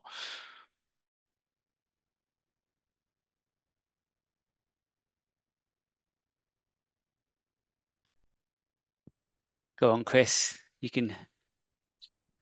Okay, I think just yeah, just to get things started. I think one of the problems has been the way that woodlands have been categorized and classified, if you like, into different vegetation types, and in the past they haven't recognized temperate rainforest as an entity, and so it's missing from European habitat legislation. It doesn't appear as a habitat type in the directives, which is challenging. I know that oak woods are in there, but as a distinct categorization. So it's always kind of flown a little bit under the radar. But there is now an IUCN, an International Union of the Conservation of Nature, and IUCN Global Ecosystem Typology. So the IUCN manages the kind of international red listing process, thinking about which species should be prioritized for conservation protection. And they're developing that ecosystem typology. It includes different ecosystem types, and I've literally just been looking at this on the internet, checking it out. And it includes oceanic cool temperate rainforest. So I think that provides a great opportunity to jump on that, and as a global community to really push that forwards as a priority. Thank you, Chris. That's excellent. Yeah, that's great news. Is that I guess that's of this year? I should imagine if that's pretty recent change. It's very recent. I mean, I can share a link in the. Is it possible to share a link in the chat? Yeah, that'd be great. I mean, I can point at if you use some people have been putting things into Mentimeter, so I can highlight some of the things that people have been talking about. So a few people have highlighted events such as this, but also sort of international conference events. So trying to sort of have things going at a more regular, so maybe every 2 to 3 years, even at an international level, hosted by different locations, probably maybe not remotely to avoid too much travel. But yeah, just to highlight that across the different parts of the world might be really quite useful. Go on, Adam, I'll let you. Thanks, James. I think John had his so John Healy's got a question before. Yeah. John, are you okay to Yeah, can you hear me? We can hear you, John. Yep. Yeah, I'm not sure about find my camera, but I expect you can do without that. Yeah, I'm about to press send in the comments as well. I'll read out what I've typed here. I think it's key not to make an artificial divide between tropical forest and temperate rainforest restoration priorities and practice. And I think as has been hinted at, we're kind of a bit behind in temperate rainforest restoration, and there's such a lot of really good knowledge. And I've just about to press send on a link to Karen Hall's staff page from University of California, Santa Cruz, and so on. We really do have to sort of make a skilled assessment of the tropical forest experience and knowledge, and to extrapolate from that to what will work under what circumstances in the context we're working in. Okay, so using those principles that we have from tropical systems and basically seeing how they, I guess, moving them across, is that? Well, not just the principles, but also the experience, the practice of what works and what doesn't work, and how much that depends on context. I mean, some of the tropical practice that works won't extrapolate because the context is so different, but some of it will. So it's kind of the solutions by context, if you like, is an approach we need to adopt to assimilate knowledge as efficiently as we can. Yeah, that's an interesting point. I mean, it's because they're very, when we're thinking about, I guess if we're thinking about tropical sites, we're often starting out from quite a different baseline, aren't we, to many of the temperate sites. So that's quite an interesting thing to think about. What's assumed, I guess, what would work in those settings and what doesn't, and I guess that's Well, I'll shut up in a minute because I know this conversation shouldn't dominate the whole show, but I think it's also about practices. I mean, Kevin's linked us to the important new paper by Bianca Ambrose-Oggi and others about practitioner attitudes to planting versus natural colonization and so on. But in tropical practices, a lot being learned about how you can best integrate them, what are the intermediate solutions and so on that actually work practically. And I think we also need to develop that understanding of how best to mix and match rather than see them as two competing alternatives, for example. Thank you, John. So I think Adam's next. Thanks, Tom. Yeah, I was just going to point out important plant areas, which is a concept which Plant Life used to prioritize action for conservation of exceptionally botanically rich habitats, not just temperate rainforest, but other habitats as well. But the IPAs, important plant areas, could provide a really good framework for working across different countries where you might have different habitat designations. IPAs provide a really good framework for that kind of global approach to habitat conservation. So I just wanted to point out the IPAs really as a unifying concept, really, where we've got very different climatic types, very different permutations of the temperate rainforest habitat. This could provide a really good way of kind of unifying our approach globally. Thanks, Adam. Yeah, that's a good suggestion. I was just thinking about, so just going back briefly to the supplies. I've just seen a comment from Kevin about, which is a very good point about this applied nucleation idea coming directly from from the tropics, which is obviously, so the applied nucleation, this which is obviously now widely used in the Northwest European context. So yeah, that's a very good point. Yeah, so it's those important plant areas. So is that, Adam, is that an international concept? Obviously, it's something that I've seen in a UK context, but I just wondered what the uptake is sort of globally for that as a concept. So we're trying. Yeah, it has been used in a number of different countries. Spain, for example, have started mapping their IPAs, and there's been some work across Asia as well. But yeah, our global team in Plant Life are really trying to work with different temperate rainforest nations in order to try and kind of map and understand how their temperate rainforest overlap with the idea of an IPA. And that, basically it's where there's high species richness. So in the UK, we've used that to, we've used lichen and bryophyte data sets to understand temperate rainforest IPAs, and we do the same really globally. So yeah, there's loads more work to be done. We're exploring linking up with temperate rainforest conservation in Chile at the moment as a new partner really to try and work with temperate rainforest sites in Chile using the IPA framework. But there's loads more info on the Plant Life website about kind of global IPA work. Thanks, Adam. I've just, so there's some really interesting stuff in the chat here around the IUCN ecosystem typology, and that it doesn't seem to recognise temperate rainforest, cool temperate rainforest in Europe. So there's a good, really interesting suggestion about lobbying the IUCN for inclusion of our temperate rainforests in Northwest Europe. I think could be a really good, actually sort of, well, I guess a rallying call for all the temperate rainforest alliances in Northwest Europe and moving forward, at least initially.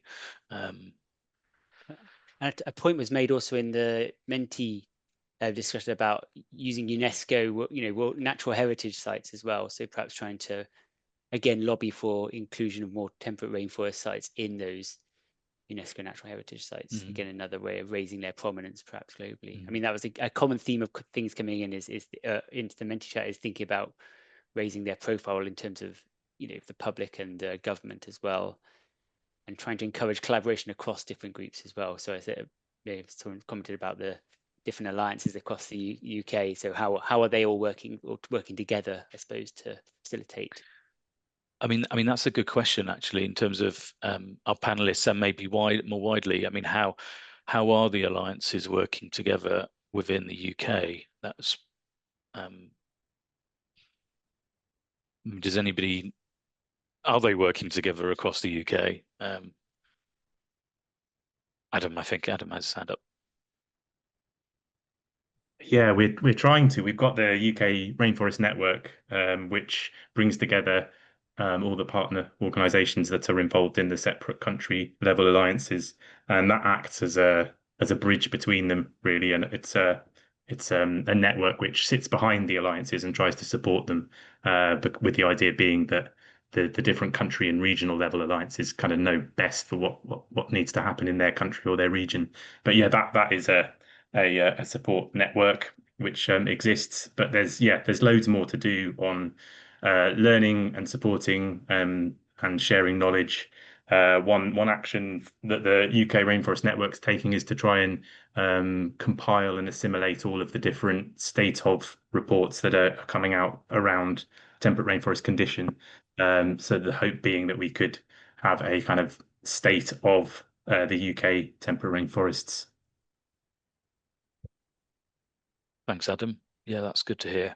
So just got really interesting suggestion in the chat from Kevin about proposing an EU cost action to set up a temperate rainforest network across the EU and beyond. So, I mean, that's definitely something I'd be keen to explore, and maybe that could be something as an action moving forward. So, EU cost action set up a temperate. Yeah. I was going to say, Kevin, if you wanted to, maybe after Guy's made a point, if you wanted to say something about that to explain to people perhaps who aren't less familiar with those sort of schemes, it might be useful to provide a bit more context to that. That'd be great. But I think Guy's got his hand up. No, So good. Kevin, if you want to come in on that, absolutely go for it. Yeah.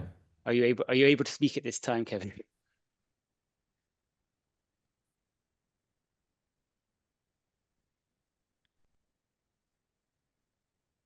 You're not. Ah, yes, here we are.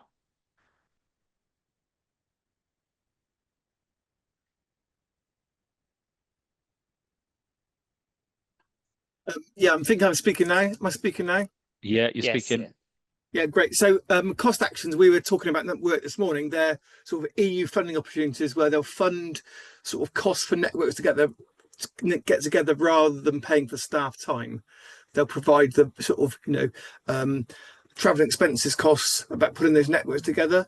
But it's a very good way to sort of build those sort of European networks and get people together to sort of build up ideas, build up proposals, share things, write things up, look at literature, come up with sort of policy pieces and those things. So it's an option to sort of start this network across countries. I mean, that sounds like a really nice, a great sort of action point, maybe moving forward. I think that would be really great, wouldn't it? How much do you know if is it significant funding, or is it? I don't know in detail. I can send you a link through later, Tom, to explore this if you want to. Brilliant. Okay, thanks. Thank you, Kevin. I think Guy's got a hand up. Yeah, sure. And just sorry to sound a slightly sort of more downbeat note. I don't wish to dissuade new alliances being formed and coalitions around knowledge sharing, absolutely. But I suppose my slight concern is that it's useful to have coalitions that are also have an eye on the politics and that are focused on areas where there is actually a chance for political decision making to be influenced, I would say. So if one were to have a global temperate rainforest alliance of some kind, what is the global or international treaty that's needing to be influenced? What are the policies that are actually held at a UN level or whatever that are actually needing to be campaigned on at that level? My suspicion is that there isn't particularly a specific thing that is only applies to temperate rainforests at that level that isn't already covered by alliances that form around CBD COPs and climate COPs and so on. I could be wrong, but whereas I think there is obviously huge value to having things like the Scottish Rainforest Alliance. I think really the only reason why there isn't an English Rainforest Alliance is because the Southwest and the Lake District, Cumbria, are so far apart. Obviously, never the twain shall meet. That they have gone with the Southwest Rainforest Alliance to begin with, and hopefully one in Cumbria will follow. And obviously, it makes a lot of sense to have a Rainforest Alliance in Cumbria as well to influence the devolved nations' governments and hopefully to influence Westminster. I mean, what I would love to hear more about and see if there is scope for more collaboration is whether there are similar drivers of decline that can be addressed politically in other temperate rainforest nations. Now, my suspicion is that the drivers of temperate rainforest loss in, for example, the Pacific Northwest remain quite different from that facing Western European temperate rainforests. And sort of falling back here on what Dominic de la Sala has of course written about this and others in that collaborative book that he co-edited, is that whilst logging poses massive threats to temperate rainforests in some parts of the world, that threat has kind of been and gone in England and in Britain, whereas what we face is a kind of the threats of simply forgetting that we even have and had these temperate rainforest habitats and biomes, but also ongoing pressures from intensive agriculture and invasive species, which are are somewhat different. So in terms of having those kind of a focus for coalitions and a focus for alliances, I think that it is still important to differentiate nationally and regionally. Yeah, I think that's an important point, is that the context, like you say, are very different. So, but I guess there is still opportunity there for actually. I mean, I think there's also power in so just bringing as an example, having someone like Dominic and Michelle over here to actually point out the severe lack of natural processes and how diminished our temperate rainforests are, is actually really, really powerful for I think driving new research, but also new sort of perceptions, and hopefully that enters into sort of policy as well. So I think there's value there in terms of something that might and how it looks, whether it's I guess it's a bit of discussion that's worth having, but I think there is value in that alone, in terms of bringing perspectives into different places. I think there's always isn't there always a slight challenge that as researchers you can get quite obsessed by getting more and more knowledge, whereas actually what people need is or people want is action, right? Isn't it? They want things to get going and move forward with it. So I suppose I think you're right, Guy, that you have to be careful not to just go in perhaps in pursuit of that global knowledge and share it, whereas actually sometimes focus on where the effort needs to be put to get the right actions in place to get temperate rainforest being restored and expanded. All I would add is not to underestimate how uninterested most politicians are in knowledge. Yes, unfortunately. Yeah, a good point. Okay. I think we've kind of covered some of this already, Tom.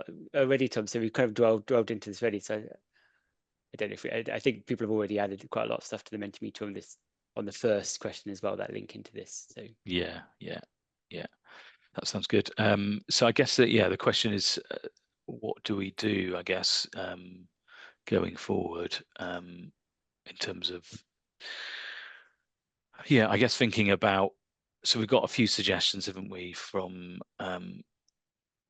around action points in terms of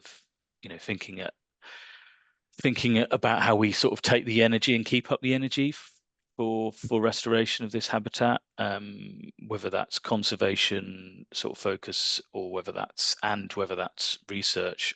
So there's obviously lots happening in terms of research at the moment, which is great to see, and there's lots happening around conservation.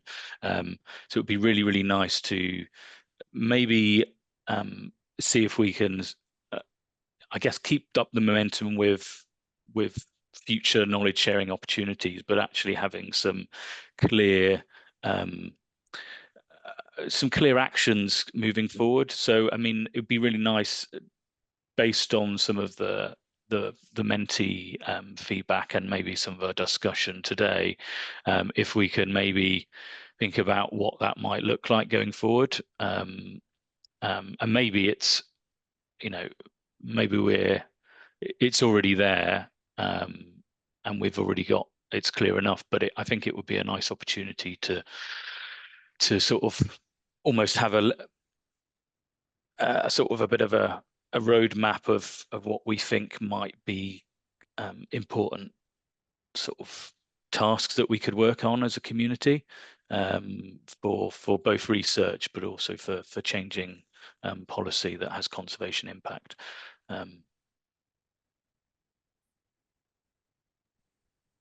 James, have you got any thoughts around that? I think a few people mentioned continuing to have conferences. So thinking, I mean, we don't have enough time, unfortunately, to sort of plan this out now. But it sounds like something that an action going forward is to try and ensure that we find a way to continue doing meetings and conferences. And I think Adam's always put it in the chat about a big temperate rainforest and something on a much grander scale. It might be co-opting some existing forums such as the British Ecological Society and trying to do something on that vein, which can be quite powerful, or even something, just organizing something separately. The challenge with in-person stuff is funding it, of course. That's where it's tricky. Online stuff is relatively cheap to sort of put up, and it might, but again, the disadvantages are that it's much harder, of course, to network with each other. So I think we'll have to investigate, you know, and talk. Maybe we can talk more, and again, with the people at this meeting, at this conference today, and also on the, you know, the chats things, we can try and work out strategies for developing future an ongoing regular temperate rainforest conference. Yeah, thanks, James. I think for me, one of the issues is, Chris has got a point. Yeah, just briefly on that, it's yeah, it's interesting thinking about the scale. So you've got the sort of global scale, but then our rainforests, I mean, even structurally and functionally, they don't have, they're very, very different from the Pacific Northwest. So I guess the global scale buys you recognition. But within the UK, we've got the development of the different alliances. But I was wondering whether there was something that transcends the alliances, that is about place and about the oceanic fringe, and whether you know, different landscapes in the southwest or the Lake District or Scotland, if there's a way of bringing together the alliances to tell a story that operates at the scale of Britain, and as a consequence holds broader appeal. I don't know exactly what that is, but it would be interesting to hear stories from these different places, from people who are doing science, or who are doing practical conservation, or who are farming the land, or who are foresters, and they're telling the story of place, but in that temperate rainforest context, and it transcends any individual area. So that might be worth thinking about. Yeah, definitely. I mean, it's that narratives, isn't it? The narratives are so powerful, and finding that narrative, which, like you say, brought in those oceanic areas of Northwest Europe would be really exciting. That, like you say, did bring in research, because I think I was drawn to, I guess, with the narratives is something that was picked up in terms of Katerina's project around the motivations, and I find it fascinating that love came out as a really important driver of those habitats, and for me that's actually something that could be really built on. You know, a sort of, I guess it's a visioning, isn't it? A visioning of a sort of a positive future, of a sort of a collective West. But yeah, that would be nice to sort of flesh out, wouldn't it, in terms of what that looks like. So yeah, just to slightly sort of feel slightly embarrassed having made that point, because I guess it's what Guy did in his book, but it's a case of sort of taking it off the page and into you know, into practical, those practical connections. Yeah. I'm available for the Hollywood film whenever it gets made. But no, more seriously, there's loads of amazing films being made, and obviously there's also Merlin's book as well, and all of the amazing campaign videos that people are putting out. Woodland Trust, Wildlife Trust, and others is really great to see as well. Yeah, no, I think that it'd be nice to see something actually that did bring in the people's research stories, because I think there's, for me, there's often that divide, isn't there, between the narrative and the scientific community, whereas the stories from the researchers were often, you know, that's something that I spent 3 years of my life in a temperate rainforest, and that was one of the motivations. I fell in love with temperate rainforest, and that's basically given me, you know, obviously I have a research sort of evidence-based understanding of temperate rainforest, but I think there's sort of stories from research that are not necessarily how's the word you put it, they're not only sort of based on stuff that's quantified in the field, so yeah, Okay, well, maybe we can work on a big film. Guy's suggestion, I like that. I think, and in the meantime, as Adam said, we can just make sure we all turn out and celebrate World Rainforest Day on Sunday. I think this is part of the reason for having this conference at this time. So exactly, yeah. So I think maybe it seems like a good point to start wrapping up, I think. So yeah, obviously we've had a really great session. So I just want to thank you to all the speakers for doing an excellent job with your talks, some really fascinating talks, which covered, climate modelling at a global scale, climate modelling at a micro scale, looking at the response of some key taxa and lichens as distinctive epiphytic communities. We had Michelle really Michelle and Nathan open the today's session with some really fascinating work from their conservation and science experiences in the inland, the very rare inland temperate rainforests of British Columbia. Then we moved on to looking really, so Guy and Merlin and Fiona's talk, which really looking at, I guess, a stock take of where we've come from with temperate rainforests, both locally but also sort of nationally. And yeah, some really, I mean, there's a lot of progress that's happened in the last few years, and that's really, really exciting. And there's some exciting research, which was great to hear from Fiona about this new project, which I'm really looking forward to working on with you and Chris and others. And it's really going to be exciting to see, because I know there's lots of research going on in different institutions and organizations around the place. So it's going to be really, really, yeah, great to collaborate in the years ahead on this. So yeah, thank you as well for all the great questions from the audience members. I think we had some really nice discussion points at the end about how and if a sort of a global scale approach to temperate rainforest was meaningful or even practical, with some quite specific suggestions around how we might communicate a love of temperate rainforests as a sort of tool for communicating. So yeah, I guess it would just be really nice to think about next steps. So me and James will have a look at some of the Menti responses, and obviously we've got a recording as well, which we'll share with all more widely today's webinar. And yeah, it would be nice to see you all at the next conference, wherever that's hosted.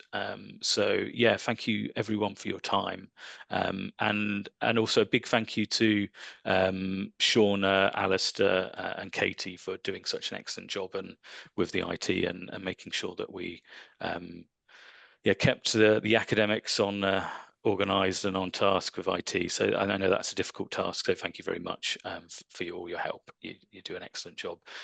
So yeah, I think that's it from us.